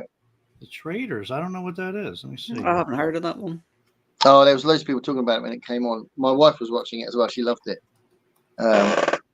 It's like it's a reality show? Yeah, it's a reality show, and people. Is this the one based on Among Us? Okay, that silly game that was going around during lockdown. Maybe you're all in the spaceship and you've basically got to try and fix things, but one of you is sabotaging it all. I think maybe it might be like that, but you're not on a spaceship, obviously. But I think there is the idea that someone is a saboteur or a traitor, and they have to figure out who it is. Huh. Yeah. That's Medium John Silver. Hey. On the menu over and over again. I thought you meant spam. Spam.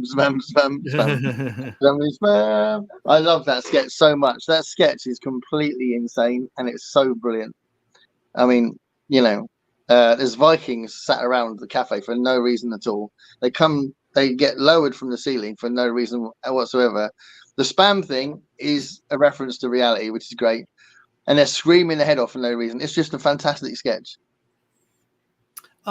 Speaking of Vikings, you would love this, Gareth, I think. Did you ever see or hear of Norsemen? Did you have that over there?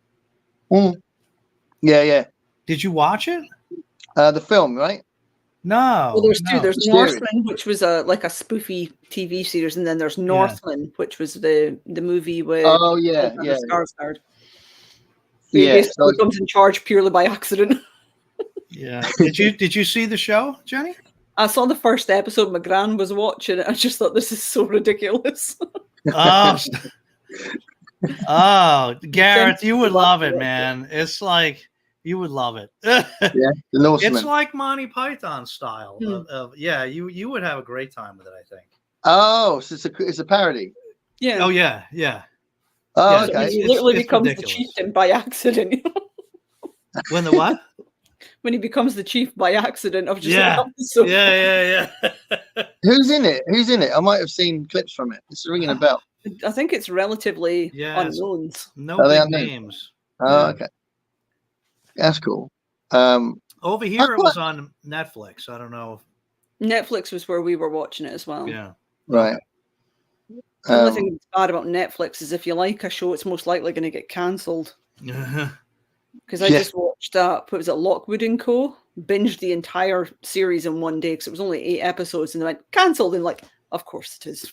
What's that one On the about? bright side, it's based on a book series, so it's basically just it's a YA book series. Okay. And it's basically set like around the 80s, 1980s. Something went wrong and ghosts are everywhere, but only kids can see them. So the kids have got to protect the adults.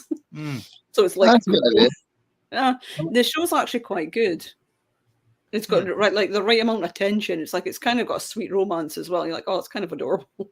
Right. I like the concept. Cool. It's set in London. Huh. So it's quite fun seeing like 1980s technology again. Yeah. Anything set in the 80s is cool, isn't it? That's a good point. Stranger Things is going to be back soon, isn't it? So I need to sort my Netflix soon? This define soon. Well, I think it's September, due, isn't it? Any minute, isn't it? This summer's coming out, isn't it? I thought it was 2025. No. Oh, is it?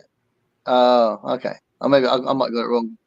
They like to let at least a couple of years elapse between every season. Well, they got to be careful because those kids are going to get older. Series as well, isn't it? Say again. Saying it's the last series, so favorite. Yeah, which is wise, isn't it, to have a final ending, because you can sometimes overwrite something and then it just should have finished ages ago, sort of thing. Lost. Yeah, I mean the crazy thing about that show, like, is that if you remember, like, that was actually like streaming wasn't big then. That was like Netflix's first big hit show. Stranger Things. It's just so that's how long that thing has been going. But the downside, that's now how they base it all, because obviously Netflix drops the entire series in one go. Yeah. And if it doesn't take off, I think it's in like 2 months. That's it. They cancel it. I'm like, it takes a bit longer than that for shows to get going. Yeah. They always want like instant hits, and they do get them sometimes, because Squid Game was an instant hit, wasn't it? Mm-hmm. Yeah, I read an article not that long ago about it, and they have like some it's not like they're just frivolous about it. I mean, they do have some like strange metrics about it. It's like not just that it has to be like just being a hit show is not enough for them. Like, it's not. Yeah, because they look at completion rates as well. They look at completion rates, right? And finish the series. Yeah. So it's like if some people only binge like maybe the first 2 episodes and then ignore it for a few weeks, that counts against it. Right. That's why that's mad though, isn't it? Because some people don't want to watch the entire episode straight away. Quite happily binge all of it again. Yeah. Well, like we've deliberately put a pause on the oh god, what's it called? The prequel to Game of Thrones. I've forgotten what it's called. House of the Dragon. House of the Dragon. Yeah. House of the Dragon. Right. So season 2's just come out, and we're waiting so we can see a bunch of episodes at the same time. Mm-hmm. Yeah. So they might think that we're not watching it because we're not watching it, but we're not watching it for a reason. Do you know what I mean? We'll watch it in like 3 episodes at a time. That's what I mean. They should literally do it over like a 6-month period, not just like as soon as it comes out. Because a lot of people, even with the longer series, they'll wait until it's all out and then they'll just binge like 2 or 3 episodes at a time. Yeah, or at least decide how many they're going to watch, because I think 2 is quite good. Mm-hmm. If you watch the whole thing, that means you've got that all in one go. Whereas you can look forward to episodes sometimes, and you can let it stew for a bit and that kind of thing. I quite like that as well. Patience of a 2-year-old, though. I want to know all the story. It was like, I think it was Alice in Borderland was the other one I'd binged in like 2 days, and it's 2 seasons, and I was like, nope, give me it all. Uh-huh. That's supposed to be really good. It's really good. Yeah, The manga's quite good as well, but the series is much better. It's basically like Squid Game, only the games are much more lethal. Because they're not like little kids games. I mean, these are games that are quite hard as well. And they come in different categories. So you've got like, I think the spades one was like, it's all physical. So it was like the very first game of spades you get to see is literally hide and seek. And if you get caught, you get shot. And it's in a massive apartment building. It's really good. It's one of the best episodes of both seasons, actually. Right. Well, I'm trying to watch that when my wife comes back from France. We were watching From as well, which I think we've spoken about before on this stream, haven't we? And From was fantastic. But have you guys seen From? I made the mistake of watching what was it, episode 1 of season 2. And I was sitting again. The dead are walking about, and she goes, "Oh yeah, we won't put it back." I'm like, "Nah, I'll watch it later." It's really, really good. Oh, there goes your audio again. Really? Yeah. What? It's the heat. I don't know. It's the heat. Yeah. I won't say anything for a bit, and then I'll come back in. Black pudding. No, I don't know if black pudding was on the menu. I don't recall seeing it, but no, it was not in there. It was like it was egg and I guess bangers on like they put it on like it was like a brioche roll and some kind of cheese on there and stuff. It was a little different than like your usual breakfast sandwich that I would get, but it was really, really good. It was actually the second best breakfast sandwich I remember having. I love egg softy me. So Aaron's going to do a video of Satan was a lesbian. It was awesome. No, absolutely not. No, you won't do it. Ours are not good for my accent. Purple burglar Ron. Come on, just give it a try. No. No? It cracks me up trying to say it, and you can't even say it because you're laughing too hard because you know how it's going to come out. Lane's here. Mm. Hey, Lane. Out here, amazing. Yeah. I used to love watching his films, and it was like, "Where's Wally?" Trying to see if you could find him. Yeah, that's true. Yeah, because he put himself in all his films. Scorsese did that a little bit in the old days. Don't know if he still does. Yeah, some people stopped watching Walking Dead at that point. Sometimes before that, but I loved it all. Yeah, I tell you though, like I used to think that I thought one of the many great things about the show was that you never knew who was going to get it. Like anybody could die. Yeah. Especially from the deviated so much from the graphic novel, so even the fans of the graphic novels were like, "Who's going to make it?" Yeah, because obviously the baby died in the graphic novels. King Judith. Did she? She was killed. Really? I didn't know Judith died. Oh, I didn't know that. Whoops, Daisy. What did I just do? Uh-oh. Pulled a Gareth over there. I know. Pulled a Gareth. I broke it. Oh dear. Oh. Come on, you bugger. It's good. We're adding suspense to our show, isn't we? Oh, your fancy library's gone, though. Yeah. Did you press a button to get rid of the library? No, it's because I've accidentally turned on my webcam from a laptop rather than the separate webcam. So now we have a really good shot of the top of your shirt. Oh, there you go. That's better. There we go. But yeah, you thought that everybody, because you never knew who was going to die. You thought everybody was expendable. Yeah. Until Rick disappeared, and then you realize there is somebody that's not expendable. Yeah. Like it definitely, a lot of it definitely got crappy after he was gone. I loved it all. I'm like you, Gareth. Don't get mad. Look at him. Look at his face. Don't. I appreciated it all the way through, just as you did. I'm just saying, some of it got crappier after he was Crappy gone. year. I can live with crappy year. That's the story of my life. The amount of times I'm in a room and going, "Oh, I thought it was all right." I think some people don't think I've got any critical thinking skills. Right. Do you want my rubbish story? Is my sound still bad? No, it fixed. I don't know what happened. Oh, okay. Right. So this is weird. This is really weird. I don't get this at all. So tell me what happened. So earlier on, right. So I'll go back a little bit further. I put some rubbish in the rubbish bin outside. Right. So we got a big black bin and a big green bin. The green bin is for recycling. The black bin is for the rubbish. Right. I put a bag of rubbish, a bin liner full of rubbish in the black bin. Right. Mm-hmm. So a few hours later, I'm doing little bits. I'm editing a video actually for my channel. I'm doing that. And I can hear a massive racket outside. I'm thinking, what the hell is that noise? And it sounds like some sort of industrial machine or something. And I'm thinking, okay, well, clearly something's going on. Don't really care. I live on the main road, so I'm always hearing loads of noises. I thought, oh, whatever, it doesn't matter. But it went on for so long. I was like, oh, actually, I am really curious to see what's going on. So I pulled my curtains to my front room a little bit to see what was going on. And there was a big vehicle outside my house. Right, and this woman that was doing something weird with what looked like a ladder at the back of the van, at the back of the vehicle thing. Right, I was like, all right, well, clearly that's the noise. Don't know what's going on. Don't really care. So I went back to what I was doing.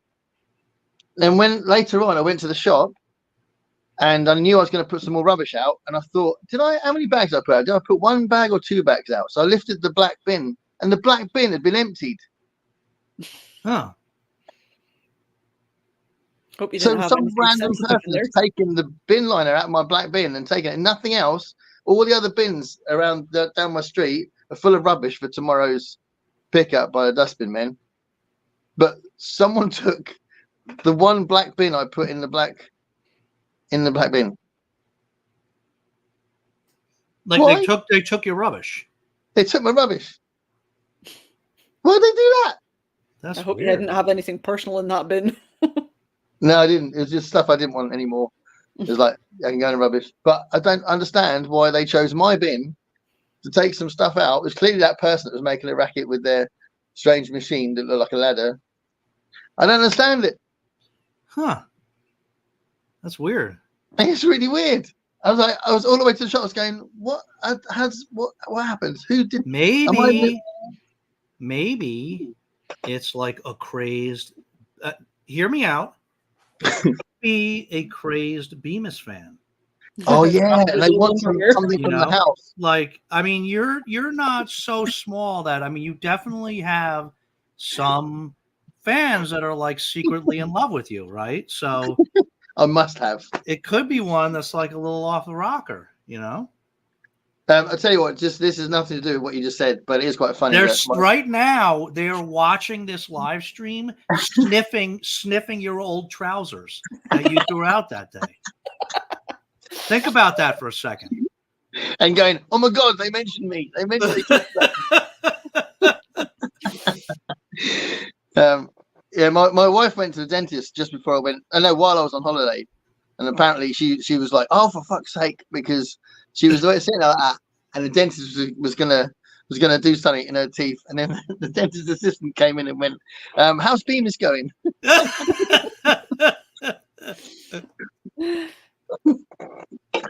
But anyway, yeah, so I apologize if you thought it was going to be a better story, but it's weird. It's definitely weird. I don't understand why my 1 bin was chosen to get emptied by some random person in a big van and a strange lad.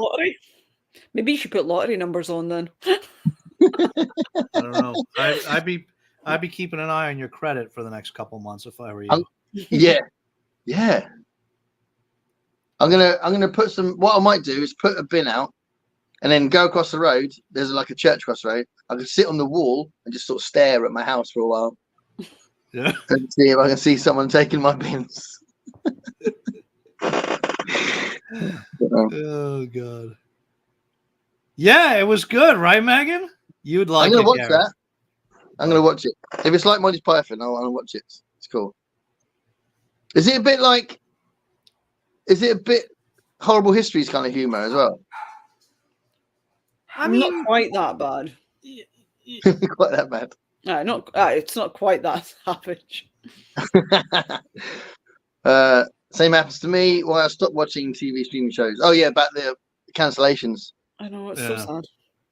But it's all right. I mean, it was a book series, so I can just read the Lockwood & Co. books. Because it was only the first 2 books they turned into season 1. Although apparently there's a petition, so you never know. It worked with Firefly. Yeah. Well, and before that, it worked for Farscape. So they cancelled Farscape before the end, and then there was a massive campaign online. I think it might have been the first online campaign. It was called Save Farscape. And then they did the 2 mini-series there were mini films to mini TV movies to finish the story. I didn't know that. Firefly staff did it as well. I'm like, well, it worked for them. Yeah. And it looks like it's working with Star Trek Legacy. Oh, really? It seems like it's getting a lot of. It seems like it's getting some legs. Oh well, I haven't heard anything mentioned about that yet. So they've talked about a few other things that are coming out, but he's been writing like some off the cuff scenes and stuff, and it looks like it's really getting legs. Oh, okay, that'd be good. I like that. That'd be awesome. Crystal hey, says Crystal. Hi, Crystal. One of these days, Crystal's going to jump on. Yeah, Crystal is a guest in the making. Netflix has an insane business model. Yeah. Well, Netflix didn't have any competition for ages, did they? No. So that might have put them into a bit of a false sense of security. Hey. Well, maybe it's their own fault. I mean, Netflix is why we don't have Blockbuster anymore. Yeah, I know. I think I would much prefer it if we had both those things, a streaming service and a video library so we can rent stuff out. That was one of my first jobs. I used to work in there. Oh, really? It wasn't Blockbuster. It was Video Drive-In was the company that I worked with, which then morphed into a tanning salon, which was surreal. Just like, I don't know how the two went together, but they did. Was you still employed when it changed into a tanning salon? Yeah. When I first started, we had like 3 sunbeds, and then it sort of like slowly morphed. So they were like, it was quite evenly spaced between the 2 companies. And then all of a sudden, all the DVDs were gone. I was like, well, that's sad. So did you kind of transition into salon person? On all of the equipment. To this day, I could probably still pull a sunbed apart and fix it and put it back together. Well, I'll tell you what, one thing that streaming services don't do, which is why I still buy physical media and why I think people should, is because not everything's on the streaming services. Yeah. You know, the amount of times we go, oh, can we watch that? Oh, no, we can't watch it. Or, oh, we can watch it. We've got this particular one or that kind of thing. Well, even if it is on streaming, some of them you've got to pay for. And it's like, and some of them aren't on that either. So it was like, what was it, last week? I was really craving watching that film. I don't know if you remember, August Rush with Freddie Highmore. Oh, yeah. I really wanted to watch that film all of a sudden, and then it's nowhere to be seen. You can only get it on DVD. I'm like, that's sad. Yeah. There's definitely a lot to be said for that. I mean, it takes up a lot of room, but it's definitely you're likely to be able to see it if you can just get it. You know. Yeah, it's weird. I don't know why that. There's some things that you also they're not available anywhere streaming, but you also can't buy hard copies of them. Which I don't understand how that happens because there's some of the shows from the 90s are hard to get your hands on. Yeah, my daughter and I found this show called The Haunting Hour. It's like Goosebumps, but I don't know if you guys have heard of it. It's like Goosebumps, but one step up. It's like one step scarier. You know. And I think Stein produced it actually. I think Earl Stein produced it, but we watched we were only able to find like a couple of seasons, and we loved it. And you can't buy the DVDs, and it hasn't been for a couple of years now. We've been watching. You can't find it any streaming service. And I was like Googling this, trying to find it because we really want to watch these things. And there were even like actors that had been on the show that can't get a copy, so they can watch themselves. And like, I don't understand how that happens. Somebody's got the rights somewhere. Why would they not sell or license the rights to the show? You know, I don't get it. Yeah. Oh, that's interesting. Hold on, I was just about to say something, and then I'm going to have to do something to my phone. But I've got a craving to watch The Adventures of Buckaroo Banzai. and it's not on any of my services I've got on my streaming services. But I'm going to go tomorrow to town to a CEX. So CEX is a shop that sells secondhand DVDs. It's got like 3 walls of secondhand DVDs, and I'm hoping I can get Buckaroo Banzai for £1. But let me see here. Have you downloaded the UK version of this Just Watch app? I'll tell you in a minute. Because I looked them up, but I don't. Where do you go? The Adventures of Buckaroo Banzai.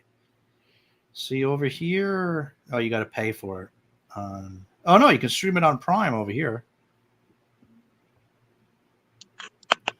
And freebie. Garrett? Did you check your Prime? For what? Amazon Prime? For The Adventures of Buckaroo Banzai? Yeah, I did. It's not on Prime, I don't think. Oh, because over here we can watch it on Prime. Yeah, it's not on. I've got Prime, but no, I couldn't watch it on Prime. Oh, okay. VPN to the rescue. Yeah. Some people do that. They can just watch anything. I think my daughter does that. She's always telling me to do that, but I feel like, I don't know. It feels like you're not helping the system. I feel like someone's got to get paid. A VPN? Yeah, you basically get to lie. You can pretend your computer's in a different country, so you can get access to what they're watching. Right. Well, it's not the main use for a VPN, but apparently that's what everybody uses it for. Yeah. The companies are supposed to be cracking down because they're like, well, that's not what we created this for. And like, and it's still not a legal download, and nobody's pirating anything. No. I'm going to try and go through some comments. So Yeah. Constance says, "Hi, Elaine. Team Green or Team Black?" Not sure what that means. What's that a reference to? Or House of the Dragon. House of the Dragon. Yeah. Which is really good, isn't it? Mud Rompers. I'm always hopeful that there will be a Carnival film. Oh yeah, that was really good, that series. I still haven't watched that. That was written by J.M. Straczynski as well, who wrote Babylon 5. Oh. Yeah. Okay. Which is pretty cool. I'm going to try that Norseman show. Yeah. Yeah, definitely, Heidi. Definitely try it. Okay, Elaine's not sure. Still comes on. Yeah. I've got it on my TV sometimes. TV show Dumpster Diver. Someone's taking my stuff. Are you a suspect? Am I suspicious of anything? I don't know. Best job was a store. Like, yeah, there we go. So that was Megan.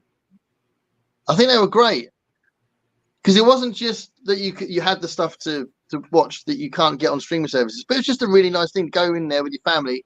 Say to your son, you pick a film. Say to your daughter, you pick a film. Say to you and your wife, we'll pick a film, and then we'll get one for everyone to watch. Do you know what I mean? That was just cool, wasn't it? Yeah, I just saw something on Instagram.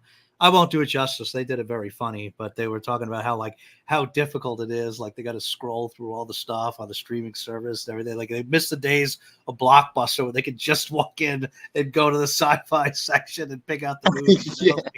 Yeah. Well, there's a guy on TikTok teaches you that. There's cheat codes apparently. In the search engine, it's like they've got like cheat codes. So if you type in one of the codes, and it'll literally pull up like all their sci-fi movies, rather than just having to flip through everything. I think if I find him, it was great. It was in Jordan the Stallion. He does like all the recipes for all the secret recipes. He knows like KFC's secret recipe, and how he knows all of this, nobody knows. Oh wow! He'll probably get eliminated at some point. That's my adult son and I miss. Yeah. You can get a Night Gallery DVD at that second episode. Yeah. Hopefully, that's a good shout. It's Pat. Hey Pat. It's book chat with Pat. So Pat was our last guest, and I'm hoping she's recovered from when she was on. Yeah, we were really rough with her. I think we got to the end. Are you caught up? Yeah. Oh, you're caught up. That's good, isn't it? Okay. Now I forgot the numerous questions that I had to ask you that I got to start writing them down. That's it. I will never recover. Oh my god. I had a nice find today. So I went out to basically a bunch of charity shops and one Oxfam I went in today, right? In Fareham. And I found this Dolly Parton one that I did a video about. I'm going to read this for Alice. Yeah, I saw that. So that's pretty cool. But also, completely like amazed me. I read, buy, collect, or whatever John Scalzi books, and I just found the entire Old Man's War series pretty much new condition for a couple of quid each. How much? A couple of quid each. Wow. $1.99 each. It's amazing. They're like literally brand new. There's all 6 of them. So I had 2 of them anyway, so I needed the other 4. But actually, the 2 I've already got, these are much better condition. So those look nice. Yeah, they look perfect. Yeah, I didn't realize that the series was that long. Yeah, there's 6 of them. This is the longest series he's written. There's a 3-part series called The Collapsing Empire as well. So he tends to write single books, you know. So I've read. Which one did you read? I've read Kaiju and one of the other ones. Yeah, I like that. Red Shirts was his first one I read. I quite enjoyed that one. Yeah, Red Shirts is brilliant. Okay, yeah. so all right, so you just opened it up here. So I still have to read that Old Man's War that you sent me, Gareth, but I just read Red Shirts. Right. And so I ended up I messaged Vin before I read it to see if it qualified for Book Trek or Wrath of Book Trek or whatever it's called, right? And he messaged me. He said, "Yeah, it qualifies.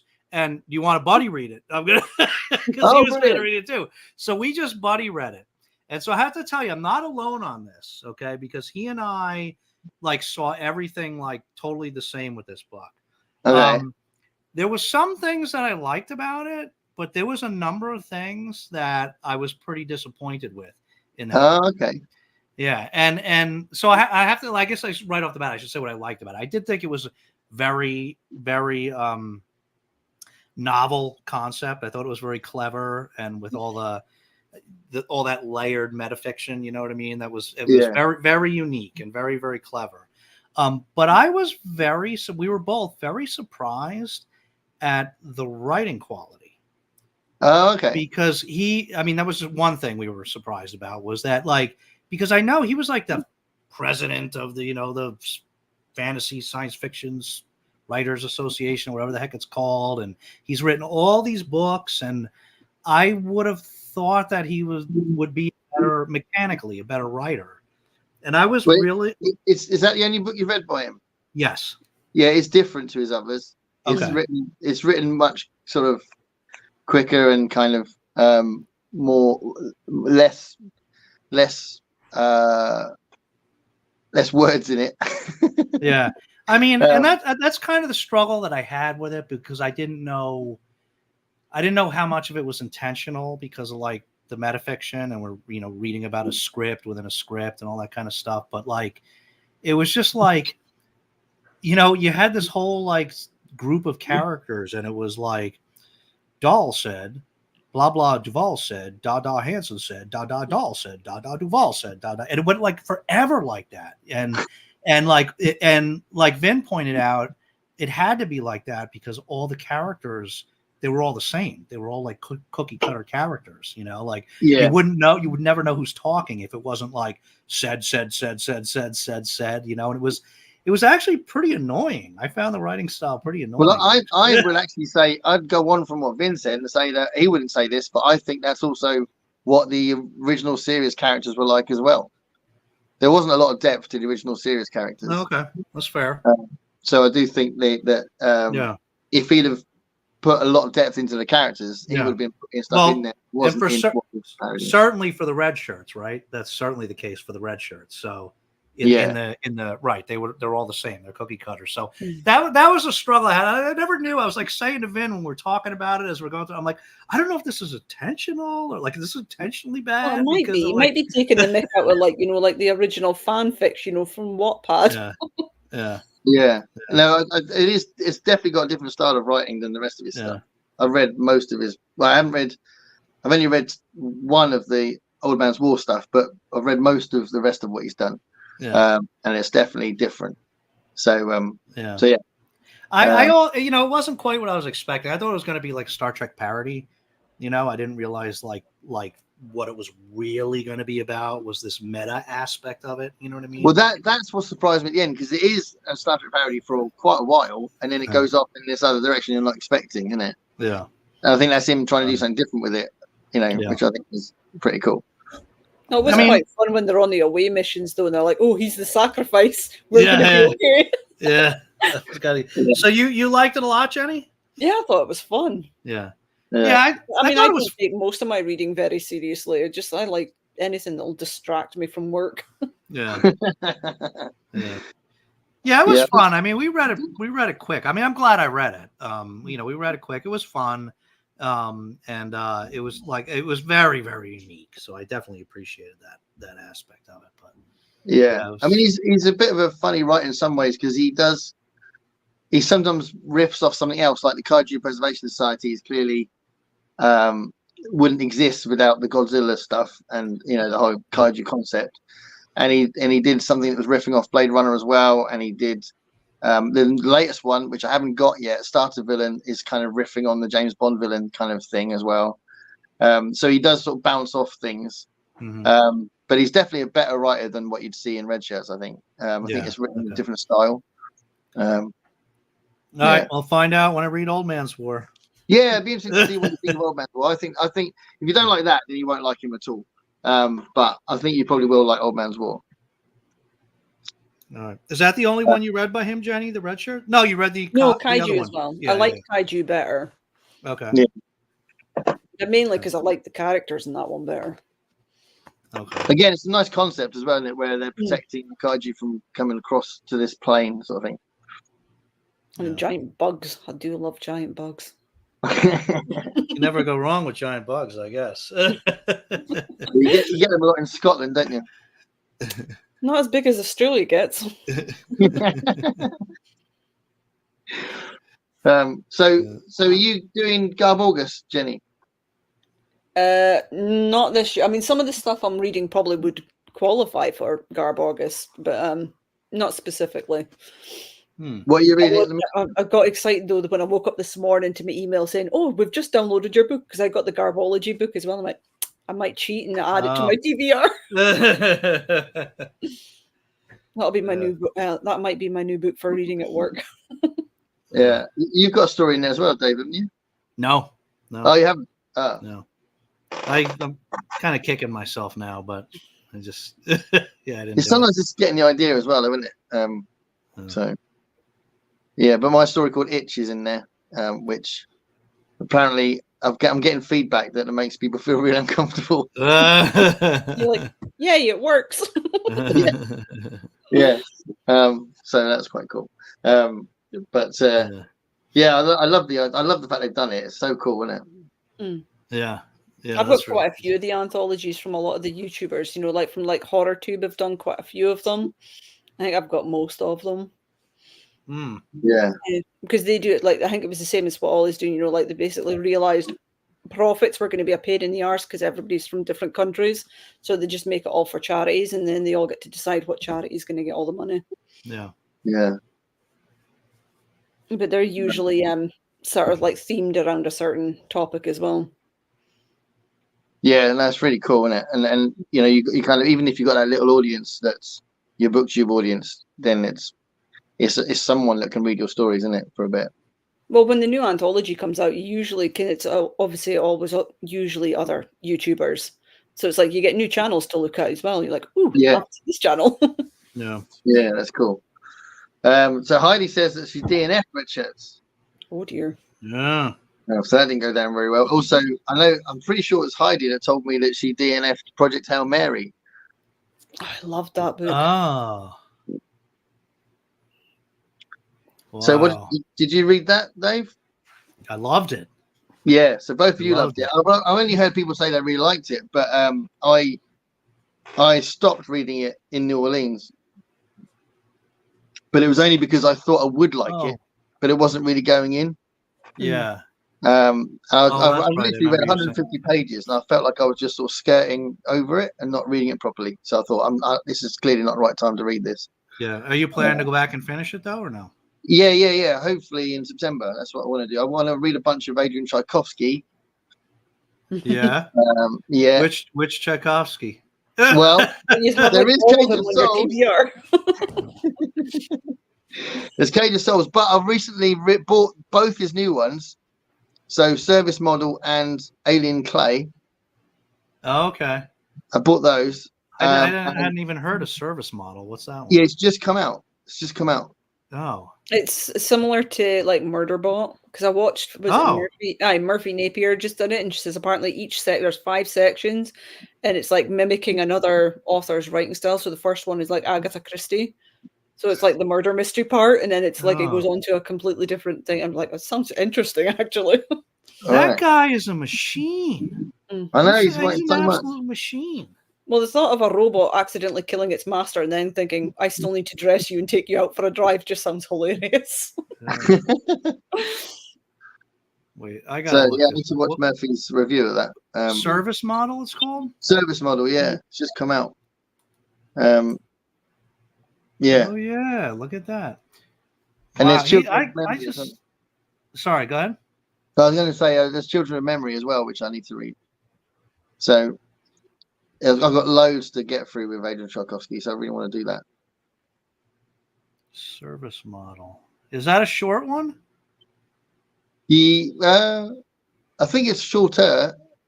It's not. I mean, some of his are chunkers, and I think it's a hardback, so it's harder to tell. But I think so. Yeah, I think it's shorter. Okay. So that's the other problem with his. I love his stuff, but he's got so much stuff, and most of them are like so chunky. It's. Yeah. But that's the plan. So Diane says, "What's Garbology?" So Garbology is the anthology that came out on the back of Garb August. So this is an idea that Troy had.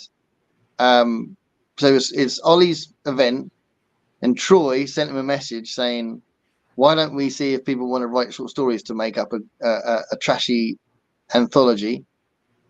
And so they both announced it, and loads of people sent them stories, and they picked 34 stories. It's over 400 pages, isn't it? Something like that, yeah. Yeah, so 34 it's quite stories. hefty for an anthology. Yeah. And I was really pleased because when my one was picked, it kind of sparked off some more writing. So I've been writing some other stories as well, which is really good. I had a bit of a pause in my writing. It wasn't exactly writer's block. I just stopped for a bit, so I got back into it, which was really good. MJ got the bug as well because of it. MJ started writing for the first time thanks to it, because she'd written some non-fiction stuff, I think she said. So she's really got into it, and she's been like a machine. She's been like sending off loads of stories to magazines and stuff as well. So she's doing really well. She's really on it. Yeah, that's great. Yeah. So you're going to do NaNoWriMo this year then? Is that in November? Mm-hmm.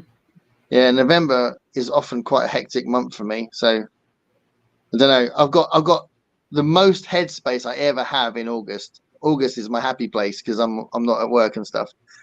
But by November, I think I'm tearing my hair out and going, why the hell did I decide to be a teacher?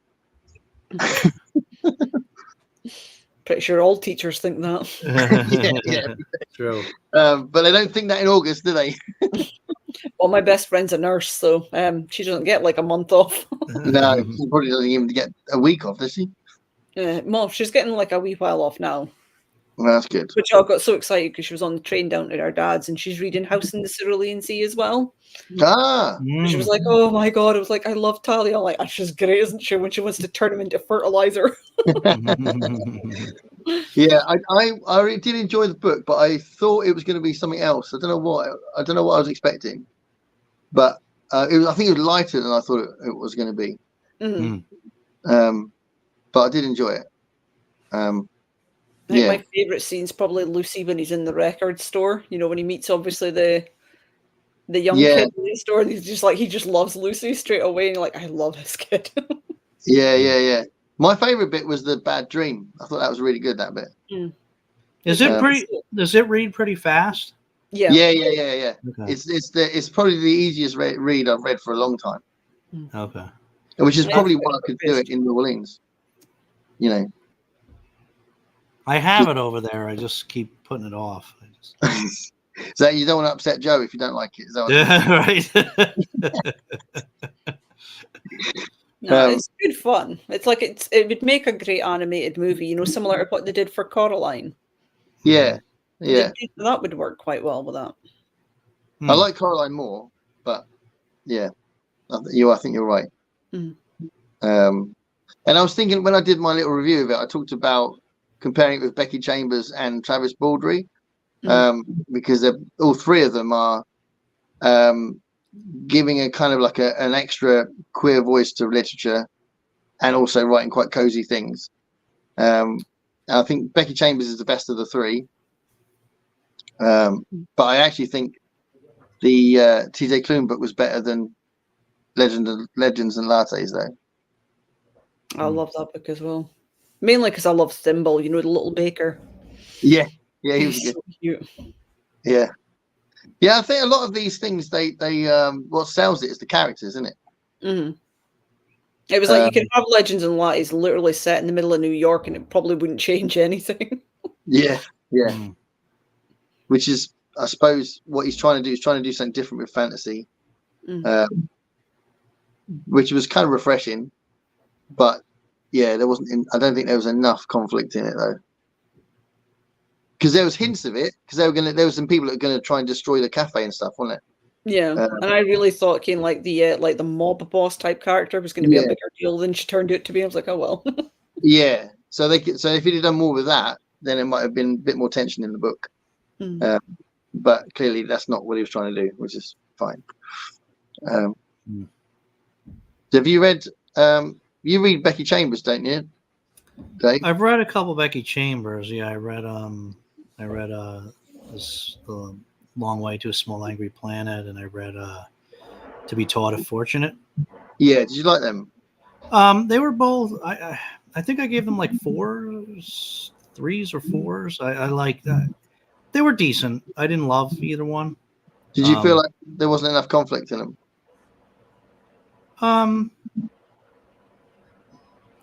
Yeah, I don't know.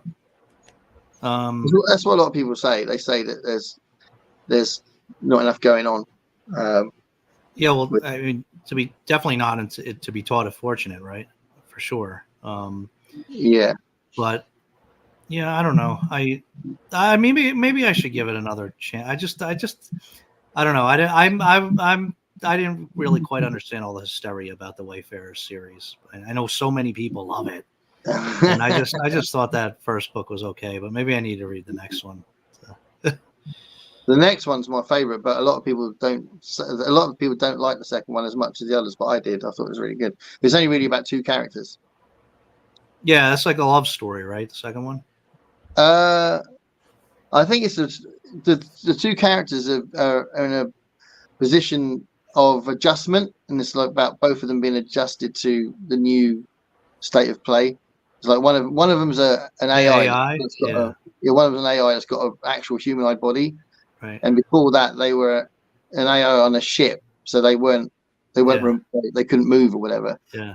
So that's kind of explored quite well. And the other one is a child who was like trapped and experimented on and stuff.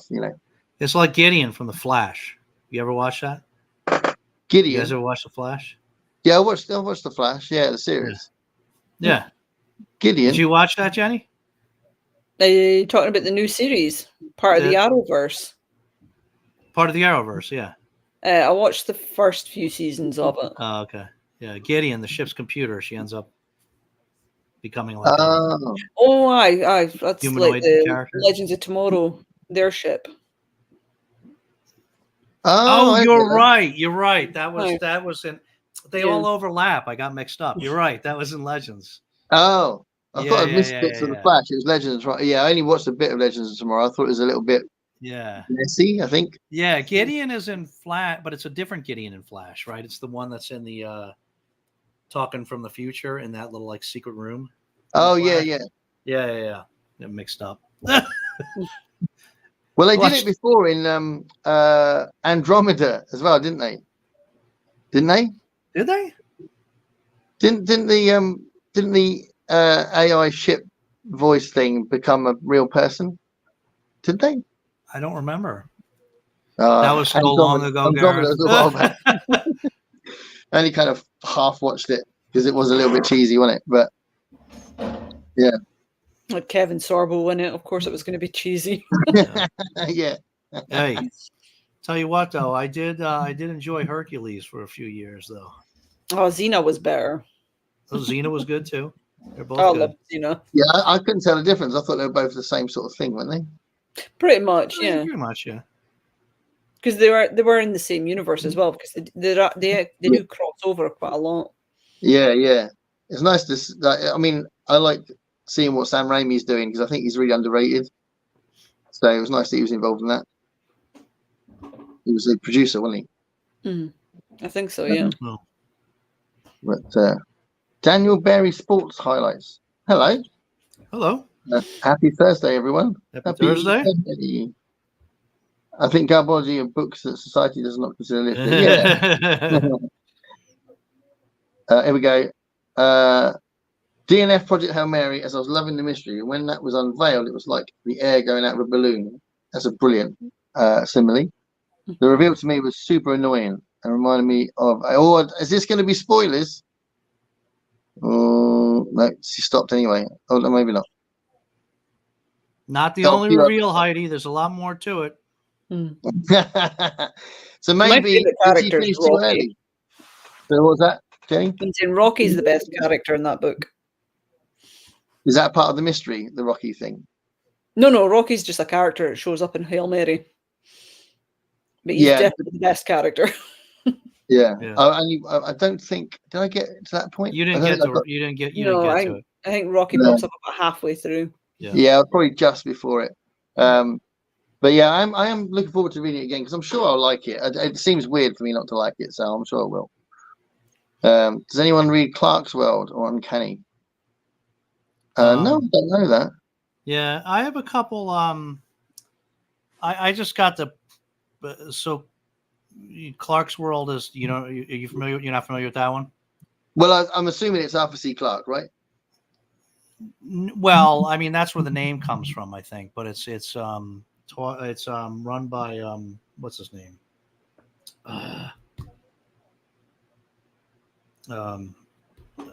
Oh, now I can't remember. But I should go grab one. Hold on, 1 second. I mean, I've heard of Clark's World and Uncanny, but I've never seen one out in the shops or anything. Have you ever seen it, Jenny? No, it's the same with the webtoons. I've never actually gotten into any of them either. Okay, yeah, they're so you can read these. It's like a Asimov science fiction magazine or Analog or something, but you can read them online for free. Right. It's just the issues I've got. You can buy the print issues too. But it's Neil Clark. Neil Clark's name, science fiction writer. But this Clark's World is now like one of the most respected of the sci-fi mags, even though you can read it for free online if you want to. Uncanny, I'm not. It's quite an old one, Uncanny. I think it's been around for a while. But I've never seen one in the flesh. I feel like I remember it, or I recognize the name. But yeah, I did these. I did a little video a while back. It was like I thought maybe I would do like sci-fi magazine videos for a while. You know what I mean? I didn't do it. I only did the one, but I spent the whole video talking about a Clark's World issue where I did not one of these. I don't have that one, but I don't know where that one is. But anyway, where I just did a brief summary of each of the stories in the issue. I thought maybe I would make that like a regular thing, but I never did. Oh yeah, no, that's a good idea. I was thinking of doing that with my Twilight Zone magazines. Yeah. But yeah, I think it's weird because most of the writers that are in those magazines didn't become famous, so it's quite obscure references I'd be making. You know, people would be like, "I don't care, mate. I've never heard of these authors." Yeah. But Pat says, Jenny, I've tagged you on a tag or two in case you're tempted. I know. I've written down all the questions and all the answers. I'm even going to do them in order, so because Pat tagged me first, and then Aaron got me twice. That's awesome. Now we all got to start tagging Jenny like as much as we can. Yeah. So. That's all my channel's going to be, is just tags. The Jenny Pat's tag. My Rumpus says he's got to go. That was probably about half an hour ago. See you, Rumpus. No, Rumpus. Says thanks. Have a great one. Oh, Elaine's gone as well. But I'll tell you what, I've not been too behind on these messages. I've just got a new one from Jim. Hi, Jim. Hi, Jim. Hey, Jim. How are you, Jim? Hello, Jim. Someday that joke will get old, but that's not today. Not for a while. Jenny, can you do a Jim impression? You expect a Scot to be able to pull off an American accent? No, just the voice. Just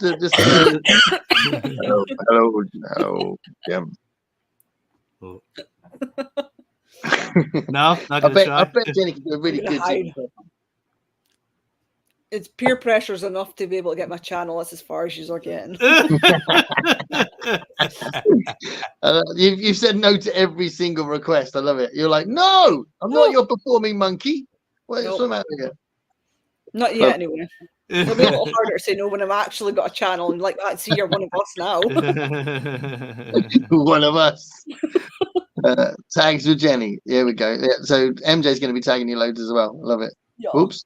That was too much. It'd be a great way to get started. Yeah, no, it would, wouldn't it? I think that's good. Look, MJ. Nope. I got MJ's jumper. Oh, nice. Look at that. Fun. I was going to ask her if she wants me to wear it now or just wait for the tags, because I'm going to wear it on Sunday with all the tags. That's awesome. She'll love that. I know. It's like 4XL. It's so big and it's so cozy. 4XL. Wow. Oh God, I always get them as big as I can get them. For, so you can sink into it. Just reading. We all have to get one of these jumpers and show up the next live stream with it. Fiction, friends, and fun. I'm sure if you watch my video, there's much more words than just fiction, friends, and fun. Wait, what did Heidi say here? Dave, I know you've been reading Edgar Rice Burroughs. You should get Lord of the Shattered Land. This is a Modern Bros. Yeah, this is the one that Michael has been talking about. He's read Is that an indie author, isn't it? The first two, I think. No, I don't think it's an indie author, but it's I think it's it's a modern. He's always reviewing the old fantasy stuff like Conan and Tarzan and stuff like this, and this is a modern version of it. I think there's 2 out so far and he's loving them. Yeah, it's nice for him to like something new, isn't it? Yeah.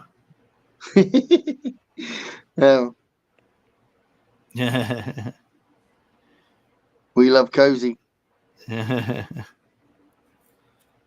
Jenny's too short, so she's reading. Oh yeah, do your shorts for a bit. Get limbered up. Get used to the camera. How long did it take you guys to get used to it? Go on, you go first, Dave. I'm still not used to it. Yeah, no, I don't know. It does take a little while. It's one of those things. It's this very, very funny thing that talking in front of the camera, you know what I mean? Because I can go out in a social setting and I'll just start. My girls laugh at me because we'll be in the supermarket and I just start talking to anybody, right? We'll be in line and I'll just start talking to somebody I don't know. My girls think that's so weird, but no, I have no problem with that stuff, but it's something about the camera. As soon as you click on with the camera, you just I don't know, the nerves just ratchet up, and it does take a while to get used to it. I think I'm much more comfortable with it now, but I noticed that if I go too long, if I'm doing a video every 3 days, you know, it's totally comfortable. But if I like wait, you know, like 10 days before I do a video, it starts getting a little weird again. And you know, it starts getting a little, do you have that experience, Garrett? Or no? Because you post like 3 videos a day, so you probably don't Well, have well, my record. my experience is more like it took me a while to get used to get used to the format, to be more myself. Yeah. So I didn't mind the camera so much, but I felt a lot of pressure straight away to be saying something useful or saying something that was worth hearing. Yeah. And now I don't like second guess it as much. I just go, oh, okay, this is me, and if you don't like it, never mind, sort of thing. So that took me a good while. That took me at least a year, I think, to get used to. Yeah. Yeah, the whole idea of what BookTube was, because I felt the pressure to try and be clever or something. I don't know. Yeah. And knowing that I wasn't, you know. That's a really good way to that's a really good way to put it. Yeah, because you do feel a lot of pressure early on to like say things that are impressive, right? Yeah. You have to like and then you just, Well, if you like, just like, this is what I thought of oh, it. this book's good, then no one's going to watch that. But if you like, this is good because, and then you have to articulate why it's good, then, you know. And one of the first books I said was good, I realized about a month later that everybody hated it on BookTube, and I was like, oh my god, I've just embarrassed myself like crazy. So you remember what one it was? Yeah. I'll one day I'll reread it and see if I can somehow discover the female gaze and realize what I'm doing is wrong or something. But it was Andy Weir's Artemis. Oh, I didn't read that. Everyone I didn't hates mind that one. I didn't think it was great. It was definitely nowhere near as fun as Martian. He doesn't seem to understand girls quite as well as he understood. Because he basically just Mark Watney, but in a female form. I'm like, it's not quite like that. Yeah, The obsession with this reusable condom. Say again. It was that obsession, you know, with the reusable condom, and I'm like, but it's got no part in the actual story. I'm like, then what was the point? Yeah. There was bits that I don't know. I found it kind of funny, but also like some of the. I like the idea of it being on the moon, and she had to do this kind of like. She's basically just a courier.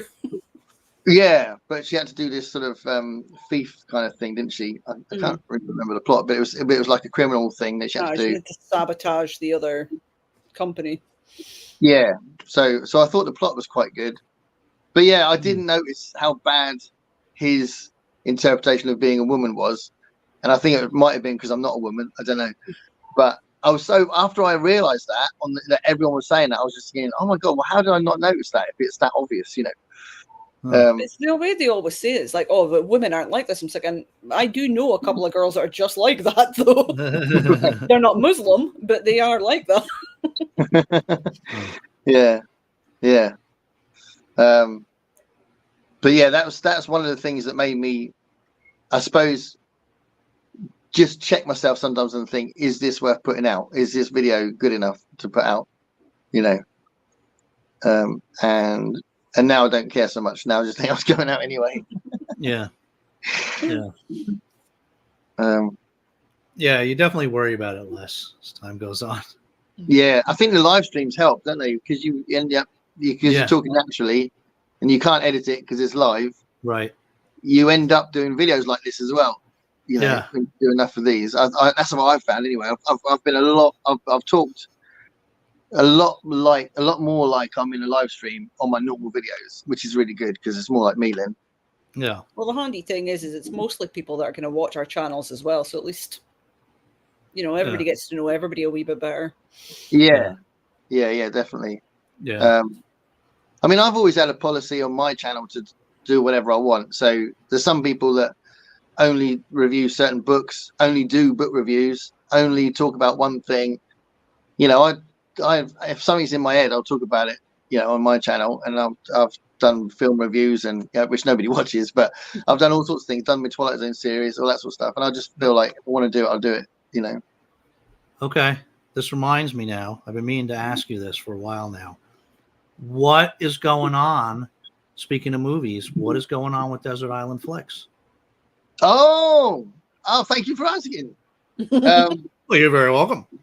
So I made a decision who was going to be the next guest, and trying to get a time when we could do it together was really hard.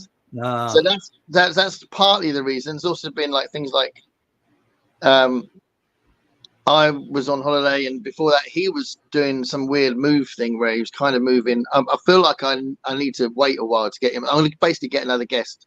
So I was quite intrigued though, because it was going to be Matt Wall. So he did. I can imagine he probably would have said, "Can I swear on your channel?" But he made films, really proper kind of trauma type films, and he worked with the guy from Trauma as well. So I think his entire approach to it would have been quite unique, I think. So I was quite keen for that, but I'll get someone else. I was keen to get my daughter to do it because she's awesome. I might be biased. Just a little. Yeah, just a little.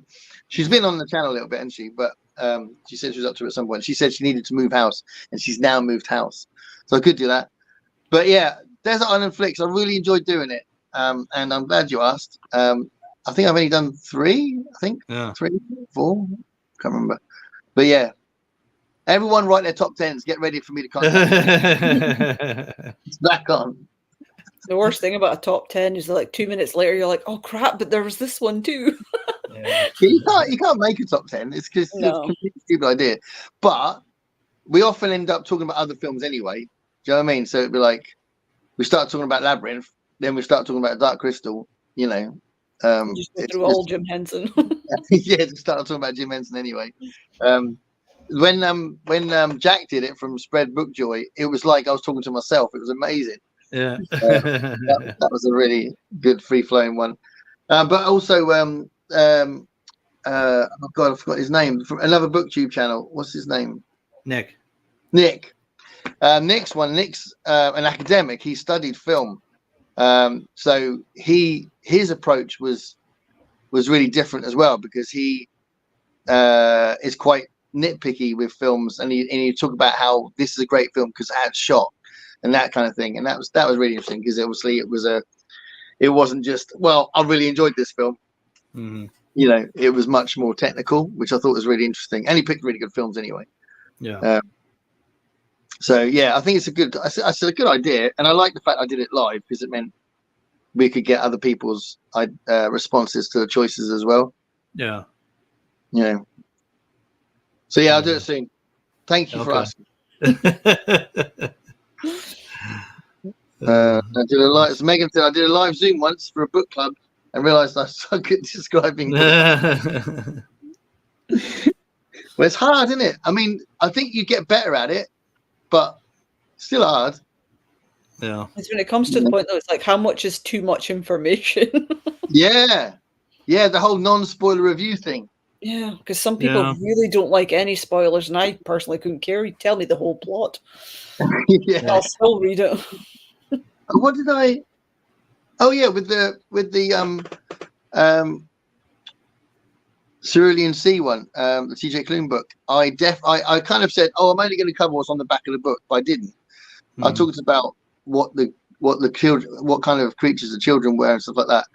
I said definitely more than I would have wanted. What someone without wanting to know any spoilers would have wanted to hear. Right. So you've always got to make a judgment, haven't you, I suppose. Yeah, it's a tricky line to walk sometimes, but it's why it's almost funny when you see people talking about sequels, because they're just like, I can't talk about this character because then you'll know they're going to survive, and you're just like, It's like in certain ones, you know who's going to live and who's going to die anyway, because it's their book. They're the main character. Although that is true, that what we were saying before about Walking Dead, it was a little bit up for grabs, wasn't it? Which they said about Game of Thrones, and probably the books as well. I haven't read the books, but to me, it was less suspenseful with Game of Thrones because you didn't care about the characters as much.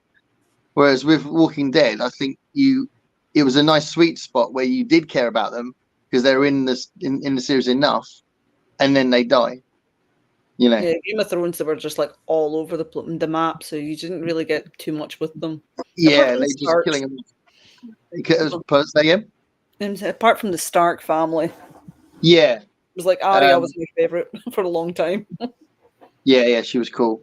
Yeah, I mean, obviously, there's a big death at the end of the first season where you do definitely care for his character, but there's loads of characters where you didn't, and you know, it's like he kind of moved the plot rather than took a character away. Mm-hmm. Whereas with The Walking Dead, it wasn't really necessarily about plot; it was about characters, wasn't it? So, right. You read all the Jenny? You read all the Game of Thrones books? No, I'm halfway through book 2. Oh, okay. It's mainly because I'm a completionist and I get angry not being able to finish it. So once I start a book, I have to finish the book, and even if I don't like the series, I still have to finish the series. It's this weird quirky thing I've got, and I'm just like that. I know we're never going to get them. Yeah, it's why I won't start Kingkiller Chronicles. I want to read them because I've heard they're good, but I don't think Patrick Rothfuss is finishing his series either. Right. And I don't like incomplete stories. Yeah. I made it through half of the first one. I gotta go back. I do want to read them. I mean, I heard they're worth reading even if he never finishes, you know. But I don't know. Yeah, I own them, but I haven't started. For me, it would take me ages to read them, so I've got to find the right time. Yeah. But I know it would take me a long time to read one of them. But I do. I got to get back to it before I have to start over. If I wait too much longer, I'll have to start over again. But I mean, we might have talked about this before, but I do feel sorry for him as far as him finishing the series, because I absolutely 100% believe that he gave the final general plot points to those two guys that produced the show, and then loads of people hated the plot points and said, "Well, I don't like that. Daenerys shouldn't have done that." Blah blah blah. So he has to either deliver what loads of people complained about, or he's got to write a different ending to what he originally wanted. The thing is, what he's written still would work. It's just obviously they rushed it. So I get that. But some people don't like what happened as well. Yeah, but even from like season 2, you could tell that Daenerys was going down a darker path. That's what I think. Yeah. So it was just when it came to that sudden snap, it was just like that was way too fast. You really needed to flesh that out for the whole series, which you feel kind of bad, because if they'd actually did a solid ending for Game of Thrones, they'd have been set for life. Any studio if they said, "Oh, we want to do this," and you're like, "Go for it." Yeah. It was take their time with Game of Thrones, and they could have done any job they wanted after that. Yeah. I mean, it's not the same producers, but House of Dragon's doing well, isn't it? I think that's landing very well. That's probably why it's doing well. We've got people that actually enjoy the story again.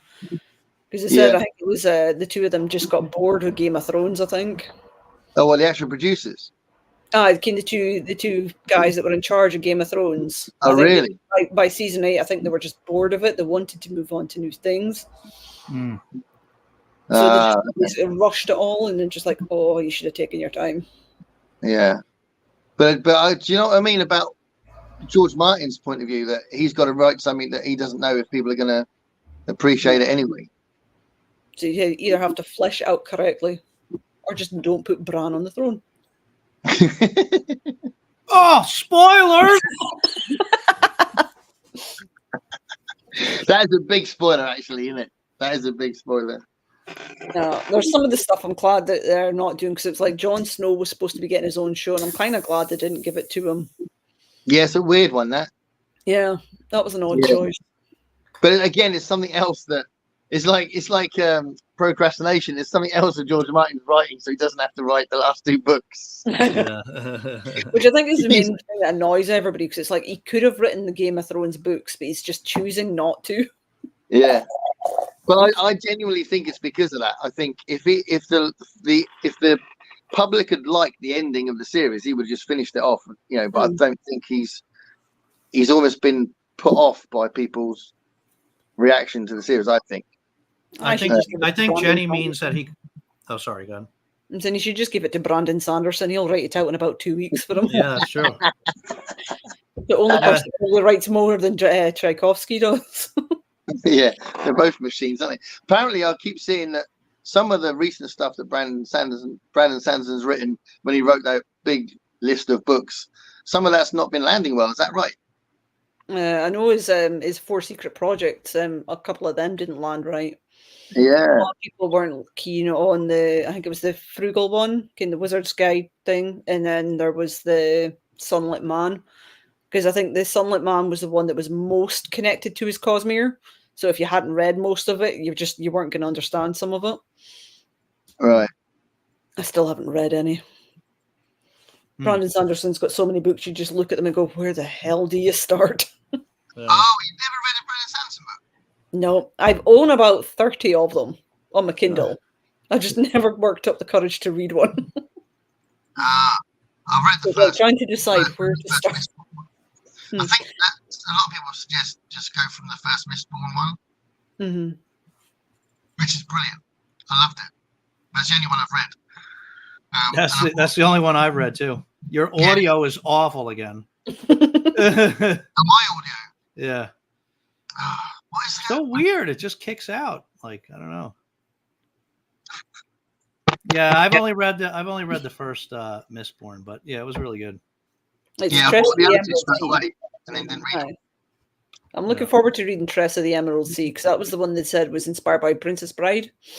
Oh, nice. I want to was- reread Princess Bride, actually. That would be a good show. Could rewatch that one too. I could watch that all day. Oh, it's a fantastic film. Absolutely fantastic. We've got a couple of comments here. Hold on, I'll be right back. Let's have a look at the comments. So Diane said the comment subscribers end up spoiling the books most of the time. Yeah, regardless of how much we try not to spoil stuff. I try not to, and I'm just a subscriber. So Heidi says she liked the King Killer Chronicles. There's such a strange, creepy nemesis worth reading just for that alone. Also, music is practically a character, so Gareth, you may connect to it. Oh, cool. Okay, cool. That's Yeah, interesting. because the character's a musician as well. Okay. Yeah, I'm up for that. That was to be fair. That's partly the reason why I was giving this a go. I thought out of all the ones that Alice mentioned, this was the one that I thought I might be able to relate to more. So who knows? John should have fixed the Night Dude. I think it was good as Arya. Arya did it because I tell you what. Again, like you've rightly said, it could have taken longer to do it. But all that stuff where she was training to do this stuff with being faceless and all that stuff, that was paid off by her killing the zombie dude, right? Yeah, but Melisandre, the Red Witch, she even predicted it as well, right from the get-go, when she first met Arya. So you kind of knew she was going to kill someone. I didn't realize she was going to get the big bad. I thought she might just get a couple of them. Yeah. I didn't think But she was if going to she get hadn't killed him, then all of that stuff that lasts about 3 seasons would have been totally pointless. Yeah. You know what I mean? So there needed to be some payoff for all that training she had. So I do think that was good, and I quite like the scene as well. Just it's like came out of nowhere. But again, people say, "Oh, well, why did she come out of nowhere?" But I thought that was the whole point of her having all those disguises and stuff, that she could come out of nowhere. But yeah, that's what I thought as well. I thought she was like in hiding, that they were deliberately baiting him. Yeah. Heidi says read all the books, but didn't see Danny getting dark. I think you saw it in the series. Oh, in the series, you certainly see it. Yeah. Yeah. Whether or not they wanted to emphasize that more, or maybe George Martin said that he wanted it more in the series and wished he'd done it more in the books. I don't know. I find it hard to believe that any fault is just the producers and it's got nothing to do with George Martin. Do you know what I mean? Because I reckon he must have been more hands-on than that. You know, because it's a really successful show, and surely he had the power to say, "No, don't do that," or "Do this, don't do that." You know. I'd hope so. If you think so. I have no idea what I'm talking about, but I had heard that the deal was like they would follow the books as long as the books were there, but if they surpassed him, that they were just going to take the creative reign. They had the right to take the creative reins and write what they wanted. But I don't know. I don't know if that's true. That's just what I had heard. Yeah, I think he was only guiding them, sort of like to let them know what he was intending to do in the books, so that they didn't deviate too far. Yeah. I thought he gave them an outline, and But it's like he's got the characters in completely different places than when they are in the books. So it's like where the series starts, it's like I think Tyrion and Dany don't meet until I think like they still haven't met in the books, I don't think. Mm-hmm. Okay. Obviously in the series they had them meet a little bit quicker. Yeah. Hmm. Heidi says, start with reading The Wheel of Time, Jenny. Sando finished it. Tress was very enjoyable. You never know, that might be my first Sanderson, but at this point, the last 2 Wheel of Time books. Oh, yeah, Sanderson finished it. Yeah. Yeah, okay. I wouldn't have, I don't know, but I wouldn't have thought that's the Wheel of Time stuff is the stuff that Brandon Sanderson likes the most. Brandon Sanderson fans like the most, is it? I thought they preferred his proper books, the ones that are coming from his brain. No? I know most people, some of their favourite books are the ones that he wrote, especially the very last one. Of Wheels of Time. Mm-hmm. The very last. Okay. Apparently, everybody unanimously loves what Sanderson did with it. Great scene. I agree. Poor John. Which scene was that? So I missed that part. What scene you guys talking about there? The Battle of Winterfell. Oh. King of Game of Thrones. Yeah. Is Wheel of Time the one that was just released as a TV series? Jenny, talk to us about the TV series. I've only seen about half of it. Oh, okay. Half of the. No. I watched all of season 1. I haven't started season 2 yet. So a lot of people didn't like it, did they? I can see why, and that's based on only having read the first half of the first book. Right. Is it a totally different tone? Is it? A wee bit. It doesn't seem quite as complicated as the books do. Right. Which is weird, because the TV series does give you the chance to do that. Mm-hmm. Films, you can't. I get that. But if it's a TV series, you can really go deep, can't you? If you want to. Gareth, you got to whack your phone again. That seemed to work last time. Did that work? It did. No way. Is that working again? No. Not this time. He's getting used to the abuse. Yeah. I've got a weird thing with I had this problem with this might be a useful anecdote actually, which would be a new thing for me. When I was in New Orleans, right? I had about $400 and something on Revolut, the Revolut card. Yeah. And I had that on my phone. So my daughter fixed it up so that I could just use my phone to pay stuff, right? And for the first 4 or 5 days, it wasn't happening. I was depending on the thing, and nothing was happening. I was going, okay, don't worry about it, I'll pay cash. I'll try another place. No, don't worry, I'll pay cash. And I was like, oh my God, I'm going to literally lose half of my spending money if I can't use my phone. So it was really stressing me out. I was thinking, I've got to fix this. And then in a random conversation that her husband had, I said, my thumbprint on my phone never really works. I always have to put the passcode in. And she said, oh, that's probably because you got a big case on it. I said, yeah. And then her husband's like, you got a big case on your phone? I said, yeah. That's why Revolut isn't working. Oh. So then I went out, took the case off, and it was working. So if you ever have an issue like that, that's what it could be. So that's your public service announcement for this evening. And with the audio, it even sounds like a public service announcement. Is it really that bad? Yes. I go crazy. Is that better now? No. Not this time. It's worse. That was like battle stations on Star Trek.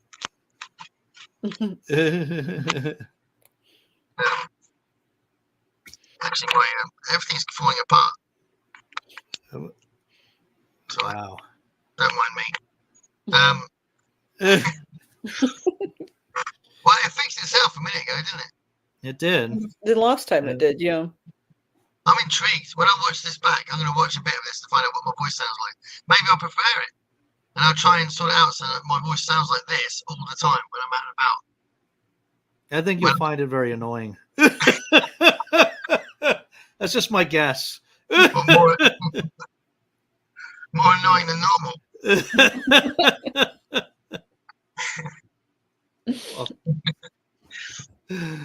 Oh my god. Is that something that, Jenny, with you starting to do videos or thinking about doing videos, is that also something you've got to get used to your own voice as well?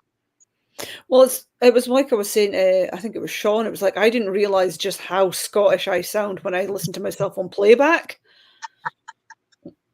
Because obviously Northeast has got the mildest accent, at least when you're listening to other Scots. But when I listened to playback, I went, oh, that sounds way more Scottish than I thought it did.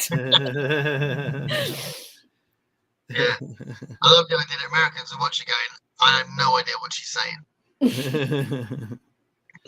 So it makes everyone laugh because I watch everybody's videos on 2x speed. Because if I listen to it normal, everything sounds so slow. I'll tell you, I normally have like such a tough time with accents. Somebody's got a thick accent and I'm like lost. Happens all the time. But I have no trouble understanding anything you're saying.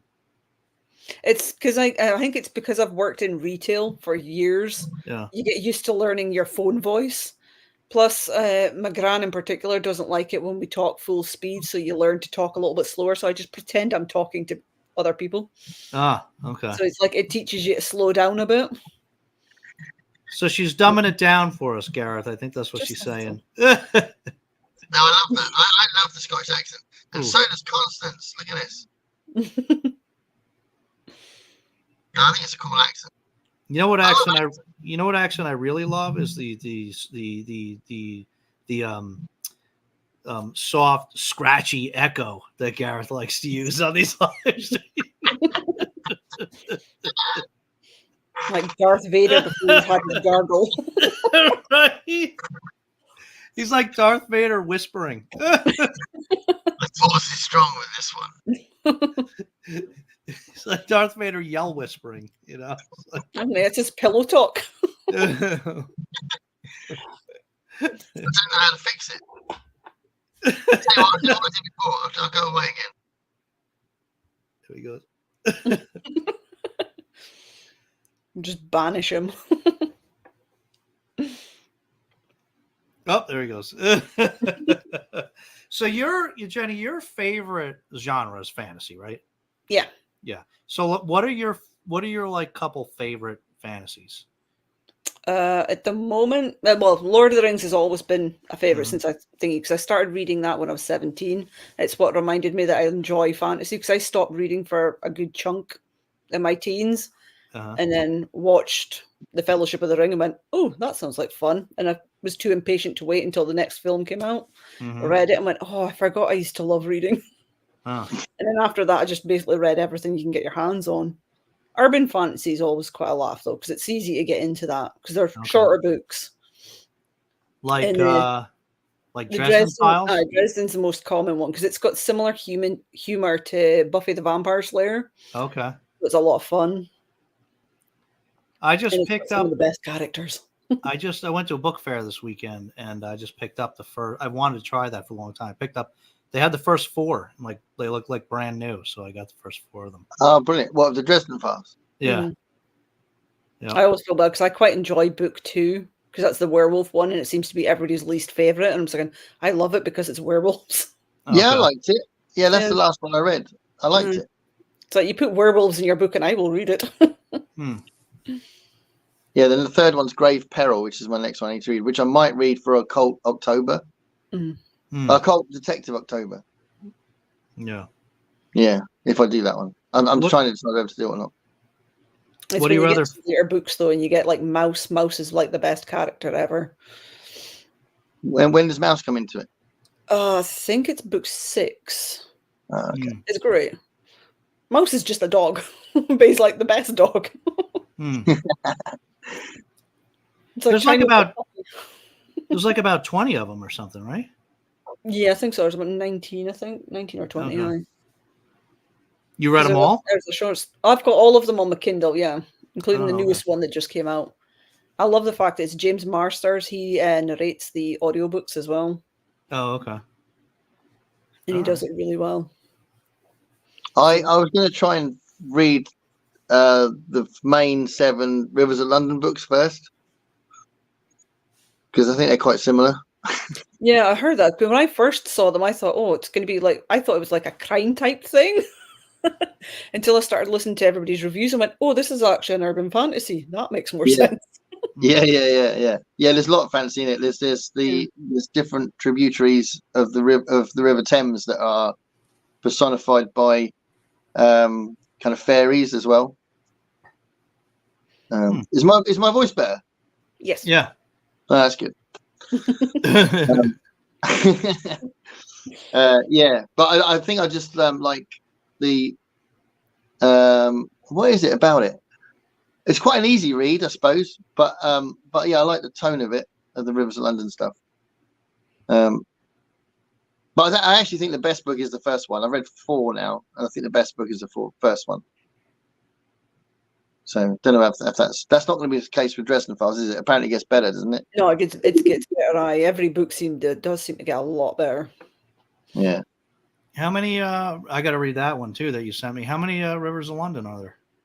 I think there's 7, but he's written loads of novellas and stuff in addition to the main 7 novels. I think it's 7. Might be 8. Is that a lot bigger over there? Because I hadn't heard of it until you sent it. Oh, it's in every Waterstones. You'll find Rivers of London books. Every bookshop pretty much has Rivers of London stuff, and not that many Dresden Files books actually. Okay. So they're clearly big for fantasy fans, but in general, you can't guarantee to find a Dresden Files book, but you're very likely to find a Rivers of London book. Certainly down here. Is that true for you in Scotland? I haven't been into an actual Waterstones in years. I read everything on my Kindle, so I do kind of miss running around the shops. But I mean, I'd say also in second-hand shops and charity shops, where if I see a Dresden Files book, I get all excited. If I see a Rivers of London book, I think, yeah, that's quite expected. Yeah, must be a lot bigger over there because I think it's just geographical because it's our art and it's a British urban fantasy. It tends to they would take that one in, right? Rather than it's set in London, so clearly, so a lot of people might like. I mean, I quite like the fact it mentions places that I can recognise. So, I don't know. Where's the Dresden Files set? Chicago. Chicago. Yeah, I don't know Chicago at all, so I'd like to go. Although I'm hoping Max Bar is a real place. Oh, Diane's going. Got to go. Go on a 9 p.m. Great Live. Thanks, Diane. Hope Jenny starts the channel. Yeah, that's true. Do the BookTube newbie tag. Just her accent will win the viewership. Absolutely. Heidi says Urban Fantasy is my least favourite after Neil Gaiman's YA creepy fantasy. I think I like historical fantasy the best. King Arthur and Robin Hood. Oh, see, I'm not sure. I'm happy with Robin Hood being called fantasy. There's very. I still joke that King Arthur's real, just like Nessie. Yeah. Merlin is very hard to prove, isn't he? Well, it depends on which version you go by. I mean, I could quite believe he was a genuine druid. Yeah. Highly doubt he did magic, though. Yeah. But there's that sort of I don't know, mythical past when magic was taken over by religion, and it's like, really, what? But that's what happens, Dave, when you've got a really, really old country that they make stuff up about the past. That we do. Oh, I had your voice in my head, Dave, when I did my Historathon video about democracy and about when we cut the king's head off and started creating our parliamentary democracy. I had your voice in my head. Yeah. That was a good one. Yeah. Well, because it's. I think the reason why I'm so fascinated by the Civil War is that Parliament changed after that, and before the Civil War, the king just did whatever he wanted, and then after the Civil War, he literally had no power. Our monarchy has no power at all. They're just there. They're just shaking hands, and it's all done through voting and all that. So, speaking of Civil I think War, it's kind of interesting. Speaking of Civil War, I finally sat down and watched it. Is it any good? What? It was good. It was. I don't think I liked it as much as Gareth did. What's that? What? Civil War. Civil War, the movie Civil War. Oh, the film. Yeah. Oh, I was talking about the English Civil War. Yeah. No, I know. Yeah. I know. Oh. Yeah. I know you loved the movie Civil War, so Oh, I'm just yeah. letting you know that I finally watched it. Oh, okay. Yeah. I missed that bit. I think I had a bit of a glitch. So Yeah. so you didn't like it that much? No, I liked it, but I thought that it was going to be more about the Civil War. Like the trailer made it look like there was more about the Civil War, and it was very reporter centric. It was all about it was really about being a reporter in conflict zones. You know what I mean? Yeah. It wasn't. Yeah, totally. So it was a little different than what I thought it was going to be. Yeah. You know, kind of like Red Shirts. So it was a lot different than what I thought it was going in. But, Yeah, but how many times are trailers deceptive, though? I think that's the thing, isn't it? Yeah. It makes you think it's going to be something else. I mean, I agree. I thought it was. I thought it went in a direction I didn't expect, but I thought it was a very interesting and brave film. Like the way that the film ended was quite a cynical ending. You know, it was like get the picture. You know, that was more important than what they were actually doing. I thought that was really interesting. Yeah. So I didn't spoil anything. Always show you all the best bits. Say again. In trailers, always tend to show all the weird parts. It was like the amount of people that went into Lord of the Rings thinking it was an action film, and I'm like, no. Yeah. But then there was also one report, I think it was it Christopher Tolkien, turned around and said, oh, they've just basically turned it into an action movie. I'm like, there's more fight scenes in the book than there is in the film.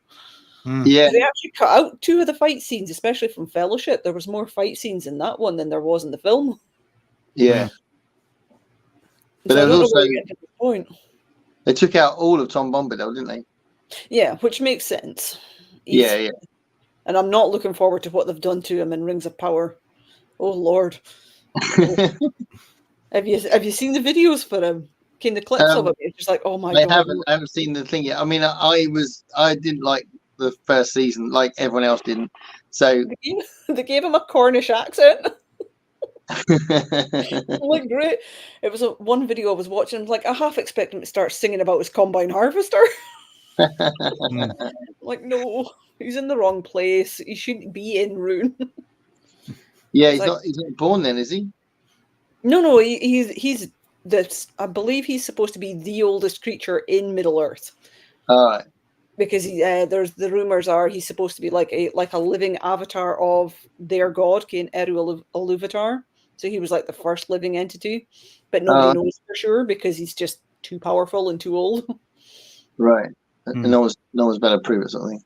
Yeah, but it's just like where he is not where he's supposed to be. But then again, they've got very little accurate.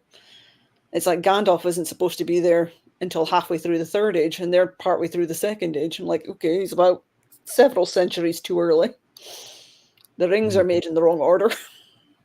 But the thing that got me, even if they were going to do that, the way that it was revealed and all of the things that led to the reveal was so uninteresting that it was just like, really? Is that what you've been building up to? And I didn't think it had any dynamics at all. It didn't have any point, it seemed. And I just thought it was really messy. Well, it was the whole thing with Galadriel and Sauron that kind of annoyed everybody. Because in the lore, when Sauron first showed up, like disguised as an elf, Galadriel sensed straight away that he wasn't who he claimed to be. And he wasn't the only one. So it's like she was the most untrusting of him. And he was actually genuinely partially afraid of her because he knew that he couldn't lie to her. Whereas Celebrimbor, the character he does manipulate, was quite easy because he was just like, ooh, more things to learn. And yet in the book, they've got him in the show, just traveling all over Middle Earth, right next to him. Like, she was the most powerful magic user you had. She knew perfectly well what he was. But she's not really seen as a magic user in the series, is she? No, they've taken away all her power and they've basically just turned her into Xena. Okay, that's not who she was. Because it says, but she's supposed to be young. I'm like, please, she was born before they literally had a sun. It was like they literally only had trees for light when she was born. It's like by the time the series starts, she's already about 3,000 or 4,000 years old at this point. Like, she's not a child. Well, why did they get that so wrong? So weird, isn't it? They wanted a girl boss. So they didn't. So they knew they were getting it wrong. Oh God, there's no way you could tell me that they didn't know what they were doing. Yeah. It's like even like in the prologue when they're telling you everything, it's like her brother King Finrod. You know, when you see him dead when she first takes his knife, he has an epic death scene in the books, and they took that from him. Which book, in the Silmarillion? Or? It's in the Silmarillion. Yeah. He dies in a major fight because it's like in the Lord of the Rings they mention Beren and Luthien. You know, the one that obviously Aragorn and Arwen are sort of imitating, and her brother Finrod dies protecting Beren from werewolves. So I heard that the series was making a whole series out of a really tiny bit of the Silmarillion. Is that true? No, it's out of the appendices, which is even worse. They don't have the rights to the Silmarillion, which is why it made no sense for them to make the Second Age. So it's like if it's not in, you know how at the end of the Return of the King they've got that like 100 pages of just basically history. That's what they're allowed to. That's what they're allowed to adapt. So how many pages were these appendices? I think it's about 100, 150 pages, if you include all of the like the bloodlines and stuff. Right. So I suppose that's better just than a bullet point history. Yeah. Which is why they can't call Sauron Anatar, which is what he was called when he was messing with the elves, because it's not in that one, it's in the Silmarillion. So it's just like, they really should have just kind of like, if they really wanted to do a Lord of the Rings show, they could have just done the films, but make it a TV series, and then hey presto, you could put Tom Bombadil in there. Yeah. Or get the rights to the Silmarillion if you want to. It's like, I know they were worried because they said, but it's like, because the Silmarillion spans, I think it's overall about 8,000 years worth of history. They're like, but we're going to want to condense it, so you've got the same characters. I'm like, elves are immortal, and you can quite easily have, but it's like, even when it comes to the humans, you could have the same people playing like different members of their own bloodline, as if like a form of like reincarnation type thing. Or one person had suggested maybe making the entire series similar to, what was that one? Black Mirror, make it like an anthology instead. And then you could just have recurring characters pop up. And that would have worked too. That's a really good idea, actually. For a big, expansive story like that, you could take different characters for different episodes. And then they could literally do whatever they want with it. That's a really good. They should do that in general for loads of things, shouldn't they? Mm. Especially if you've got a big series that spans. So like even like something like Wheel of Time might even have worked like that. Like if you've got a lot of the side questy stuff. Yeah, or like an episode about one character and then another episode about another character. You build it up. And then like maybe second season they start interacting. There's a lot of things they could have done and a lot of things they chose not to do. Yeah. How much do you know about Lord of the Rings, Dave? Not much. That's why I'm not saying much. Have you read the books or seen the films? I have not. Well, none of it. You haven't seen the films either. Well, I saw like one of the films years ago, but yeah, can you believe that? I'm like, I wonder if they were a massive success, and they must have been a success to people who hadn't read the books as well, right? Mm-hmm. And because I think those three films are absolute masterpieces, but I sometimes occasionally wonder if it's because I have a lot of affection for the books as well. But they were like mainstream hits, weren't they? Mm-hmm. The third film alone, it went up for 11 Oscars and won every single one of them. Yeah, got them all. I watched that Oscar ceremony. I tend to try and watch the Oscar ceremonies. I was so happy that night. It was well good. Each time they announced it, was like, come on. And then we get like, yes. It was, I like so some of the other awards at the one, when they had a bit of fun with it. I think it was the MTV Awards when Andy Serkis got an award and he had to kind of like get it with Gollum. And Gollum stole it from him. That was great fun. Yeah. No, I think they are very special. Now and again, something happens in film that is very difficult to improve on or do again. And I think that's those 3 Lord of the Rings films. I mean, he shouldn't have tried the same thing again with The Hobbit. It's a completely different book.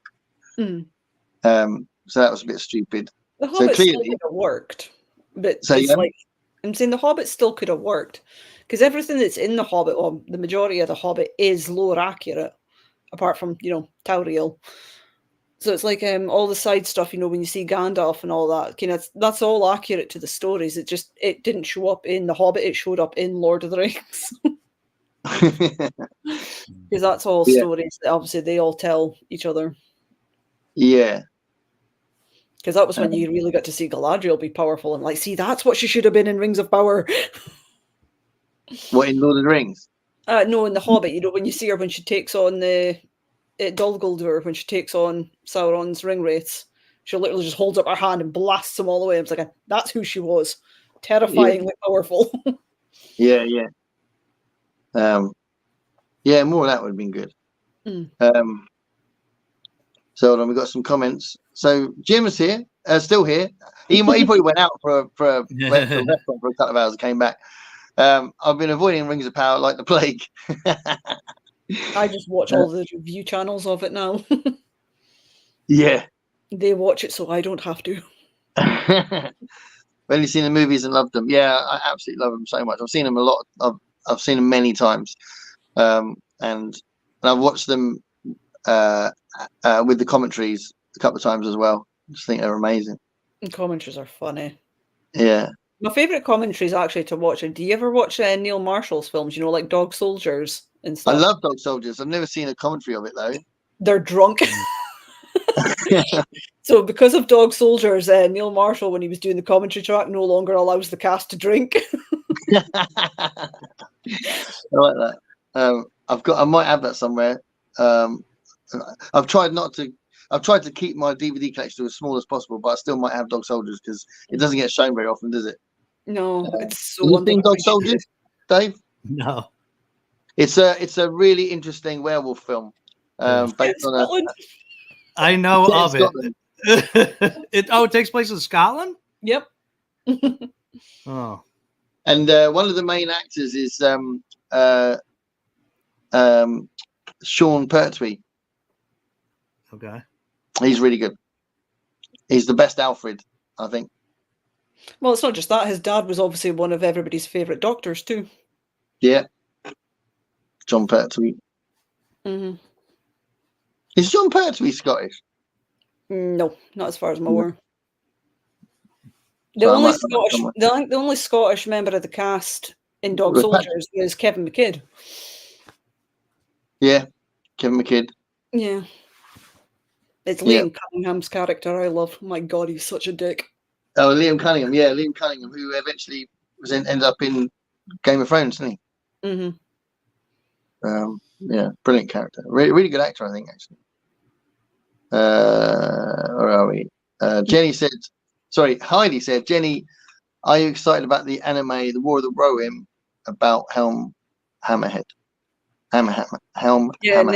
Netflix is doing an anime based on Helm Hammerhand, the guy that created Helm's Deep. Right. So it's basically like we're gonna get Vikings in anime style. I'm like, yay. It's an interesting anime style. Yeah. So it'll be interesting to see what they're going to do because there's not a lot of lore around that section. So it's going to be pretty much all new material as well. I'm like, please just don't screw it up. Yeah, that's the trouble, isn't it? Constance, I love Lord of the Rings trilogy. I've seen them many times. Yeah, really, really, really special. I like the Rings of Power. Maybe the only one. Oh, maybe the only one that likes the Rings of Power. I have the Silmarillion downloaded to listen to audiobook with Circus. Oh, Andy Serkis does the audiobook. That's interesting. Yeah. He didn't do the original one. The original one was Martin Shaw. Oh, Martin Shaw. He's got a good voice. Yeah. He's done quite a lot of... Andy Serkis does basically all the Tolkien stuff now.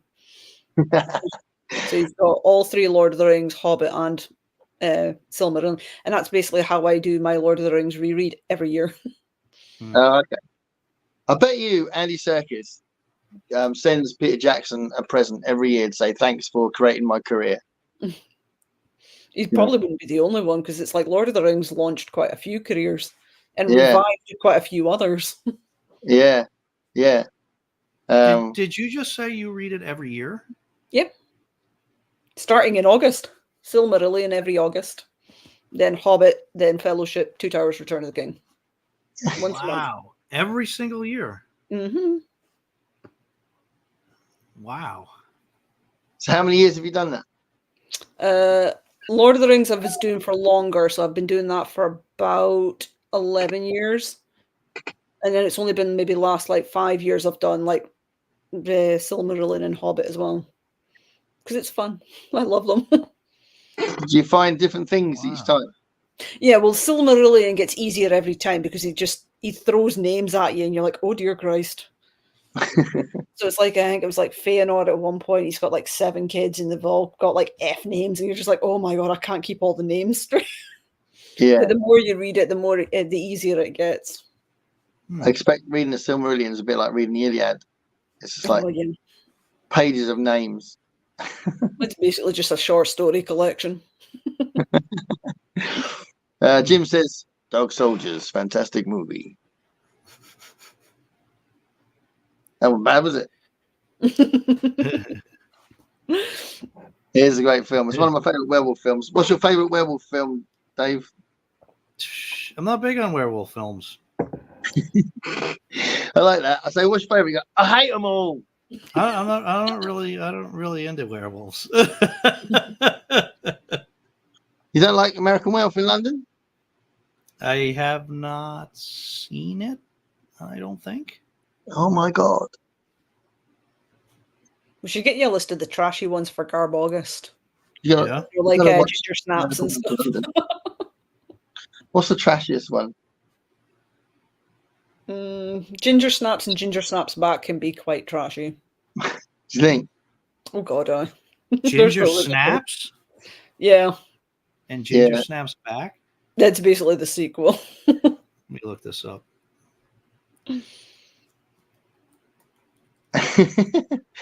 What did we say our homework was? We did say, didn't we? What was it? Oh, the Resident Evil films. Mm-hmm. Resident Evil 1, at least. Resident Evil 1. So keep it simple. Resident Evil 1. When are we going to start watching Battlestar Galactica, Dave? I don't know. We keep talking about it, but we never... Is it because we want to build some momentum so that the public are definitely begging us to start it?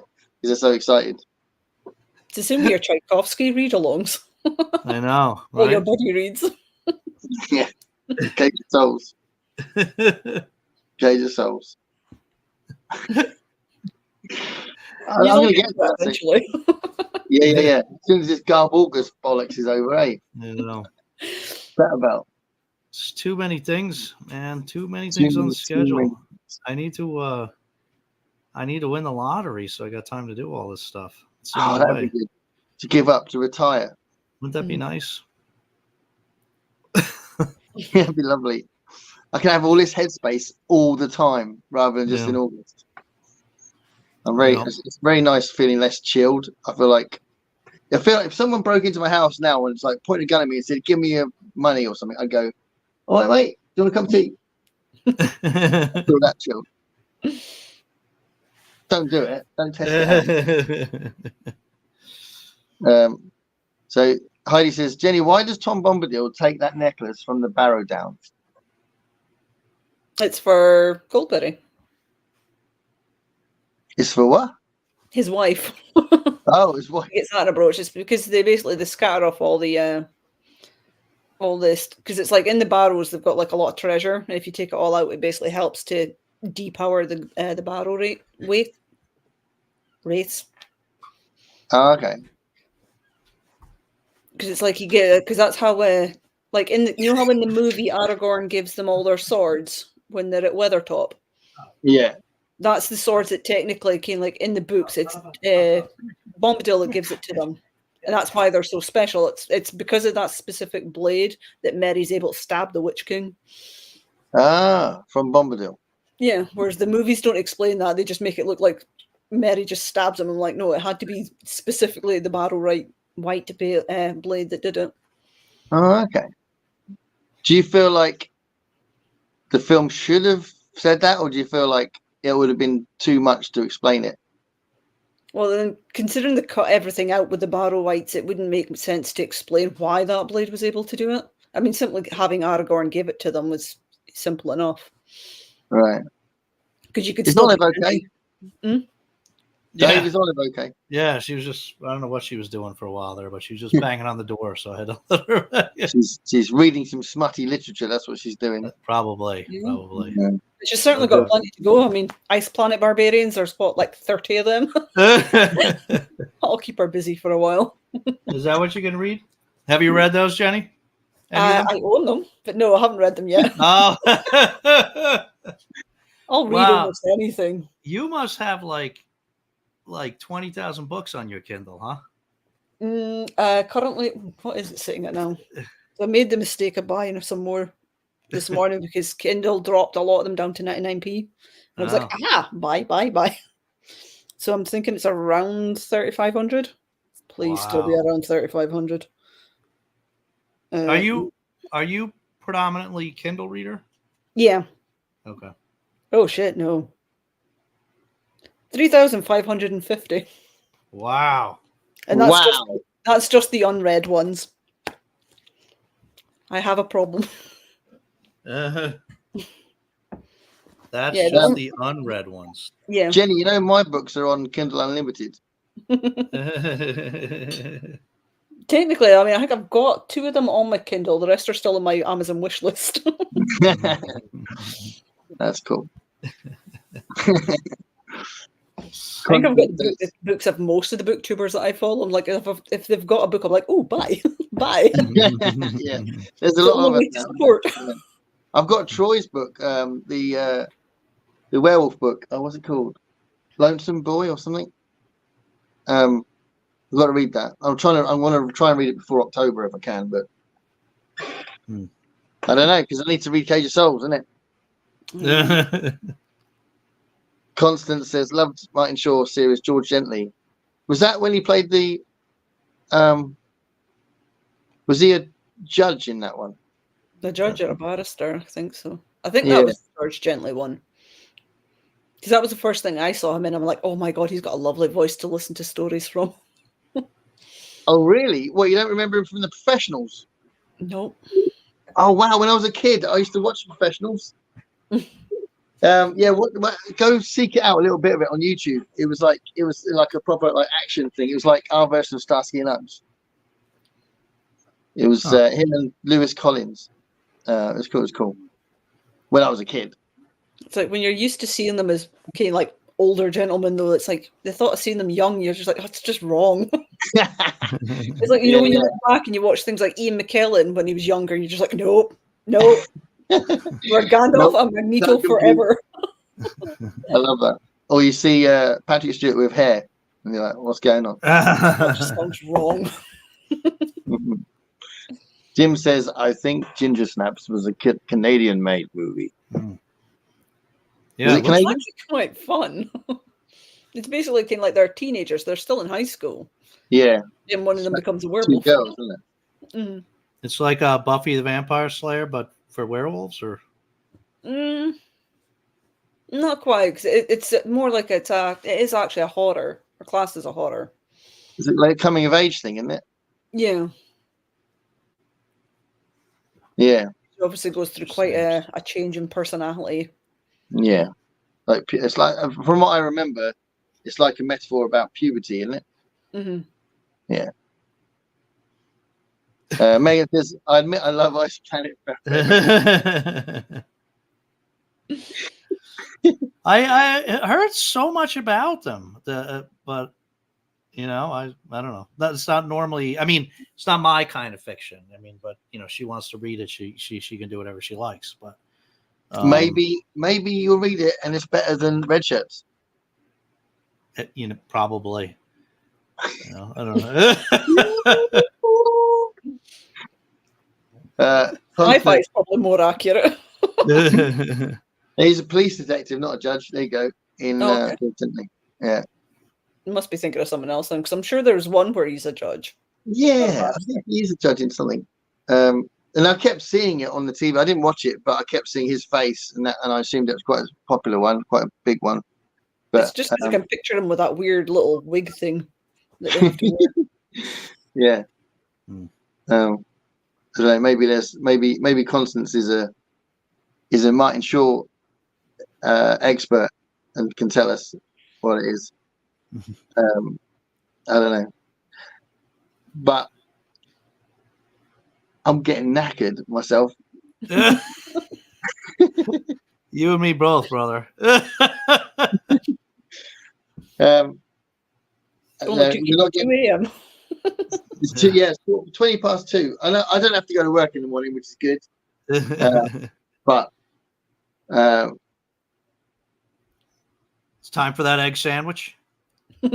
Well, I'll tell you what. 2 things. One, I bought this in New Orleans. Oh, that's cute. Oh, nice. It's cool, isn't it? It is cool.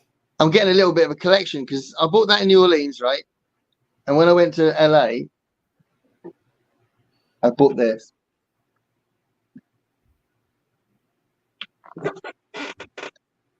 Yeah. That's adorable. So there's a band being formed, which is quite cool, isn't it? The second one kind of gives me Coco vibes. Yeah, for sure. For sure. So I'm not having an egg sandwich tonight because 1, I've ran out of eggs. Oh. And 2, I've got this. It's more biscuits, probably. Not quite. Apple pies and custard. Oh my god. Oh, nice. Yeah. Oh, you got the light stuff, and you're supposed to go full fat. Well, I'm trying to be good. He's trying to be good. With apple pies. He's trying to be good. It's like the people that go for a Big Mac and then get a Diet Coke. Apple pies and custard. Come on. I just sometimes it just mesmerizes me. I don't understand how you are a functioning diabetic. I just like He's not. He's really just AI. He just pretends to be diabetic. Wow. I don't know. Maybe it'll all fall. What's the word? It'll kick me up in the ass later, or fall flat on my face, or whatever the phrase is. Maybe I'll be dead in a couple of months. And it'll be like, see, told you. Told you so. That's the worst kind of told you so, though, isn't it? Can you imagine that? At a funeral. Told you so. Just staring down at you in your coffin. There's nobody to say it. There's nobody to say it to anymore at that point. Yeah, that's why it's the worst kind of stuff. Told you so. No, I'll be all right. I'm all right. I used to think I was immortal, but I'm not. I realized that a few years ago. But I used to think I was. I used to never ever worry about getting ill or anything because I've been quite lucky. But I worry about it now. I think talking to Dave ages me a lot. No doubt. So it looks like Megan thought her first episode was okay. Yeah, Megan was fine, which is good. Excellent. Thank you, Megan. Awesome.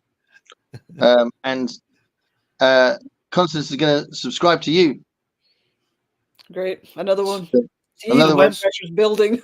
When's the first vid, Jenny? Well, I'll film them on Sunday, and Oh. I'll probably wait until I'll maybe just put them out on Tuesday. Actually, like each Tuesday. Seeing as it's a tag Tuesday, might as well put the newbie tag on a Tuesday. Okay. Awesome. You're going to start with the BookTube newbie tag. Yeah, and then as far as my book, I had it written down because Pat was the next one. Because she was the first, and I was like, great, they're cheating now. But was it winning title tag was the one that she tagged me in. Then Aaron got the nightclub one and the honest booktuber. I like it though, honest booktuber tag. And one of the questions was obviously came like, what would you change about your channel? Like, and by this point, it's only going to be a month old. I was like, what would I change in 4 weeks? If you've got a whole list of stuff, then clearly some things have gone wrong. Yeah, right. No, that'd be awesome. It's gonna be good to see you doing videos. There's lots of people that have been wanting your videos for a long time, so at least you've got that. Yeah, you can you got our backing. You got everyone's backing behind you. You got a built-in audience. Taunt from a distance, and now I'm going to be the target. And like, oh, this is not fun now. Oh, so Constance has said, "What's the channel name?" So that's just my name. Jenni Park. Mm-hmm. Let me just. Yeah, I think Dave's going to put it in the chat. Dave's cleverer. I'm going to try. I don't know what happened. It's making me. I'm going to end up disconnecting here or something. I don't know what. Allow. Wanted me to like log in separately or something here. Oh, wait. Here we go. There we go. Wow. That was quite a process. I thought we used to just be able to. I can't see it. Does it? I mean, Constance said thanks. Is it available on the screen from their end? I can't see it on my end. Oh, no, there it is. Yeah. Yeah, I can see Dave's sign. Yeah, that's cool. Good stuff.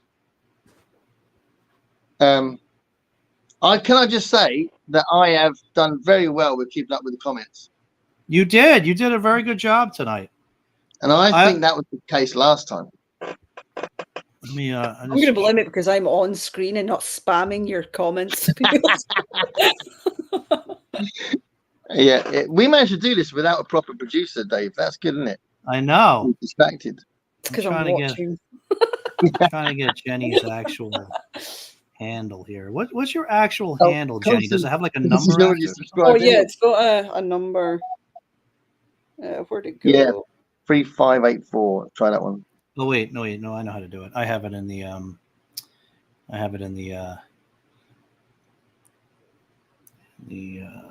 community thing here. Shoot. It's 8539.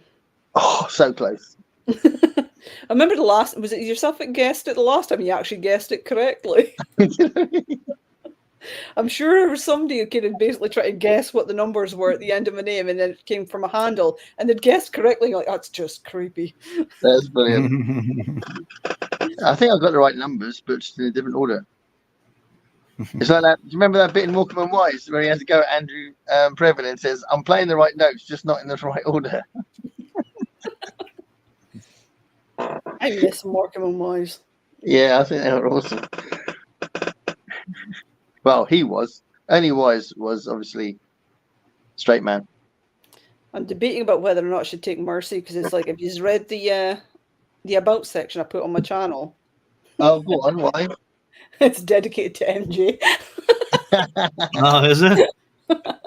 So I'm just like, will I change it and put in a proper about section? You should wait until she moans about your about section in a support small booktubers video. Especially if she hasn't read it yet.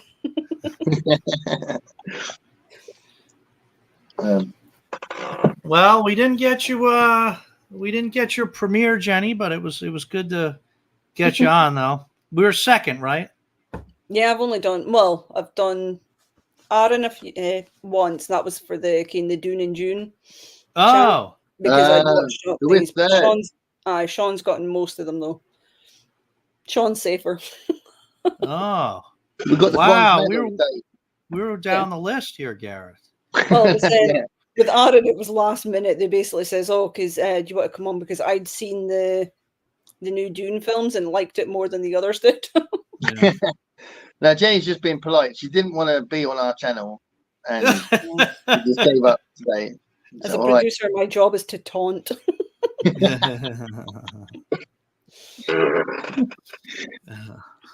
Yeah, that was cool. We were saying that we'd missed doing this, and it's really nice to do it again, isn't it, Dave? Yeah. We had a 3-week gap, but in those 3 weeks, I traveled around the world. In 80 days. But you've been on holiday as well, haven't you, Dave? Yeah. Well, wait, was that? Didn't you? Wasn't that the reason why there was a bit of a gap before? Yeah. That was one of the gaps, yeah. But I think we were on after that, right? I think where because I think you were talking about the flooding in the last. Yeah. So that was Jamaica. Jamaica. Yeah. Jamaica. But I forgot what the punchline for it is though. No, no, I what her? No, I found her or something. No, I found her. Yeah, I'll go with that. Jamaica, I hardly know her. There you go. Go with that. Okay.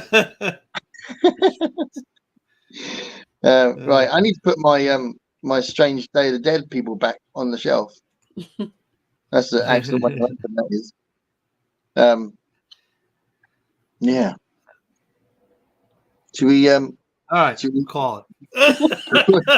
I love the way he says that. It's like our live stream's died. Yeah. Time of death. Yeah. 3 hours, 25 minutes. All we need is the tone.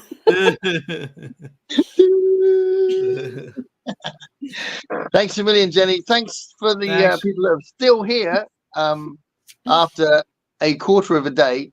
I'm not good at maths. But no, thanks everyone for dropping by. Thank you, Dave, for being Dave. And that's it. Thanks a lot, Jenny. This was a good time. Cool. It was fun. Oh, Megan's actually still here. Yeah. Bye, Megan. Bye, everybody. Bye, everybody. Look after yourself, Jenny. You've got videos to do. Yes, I do. Right.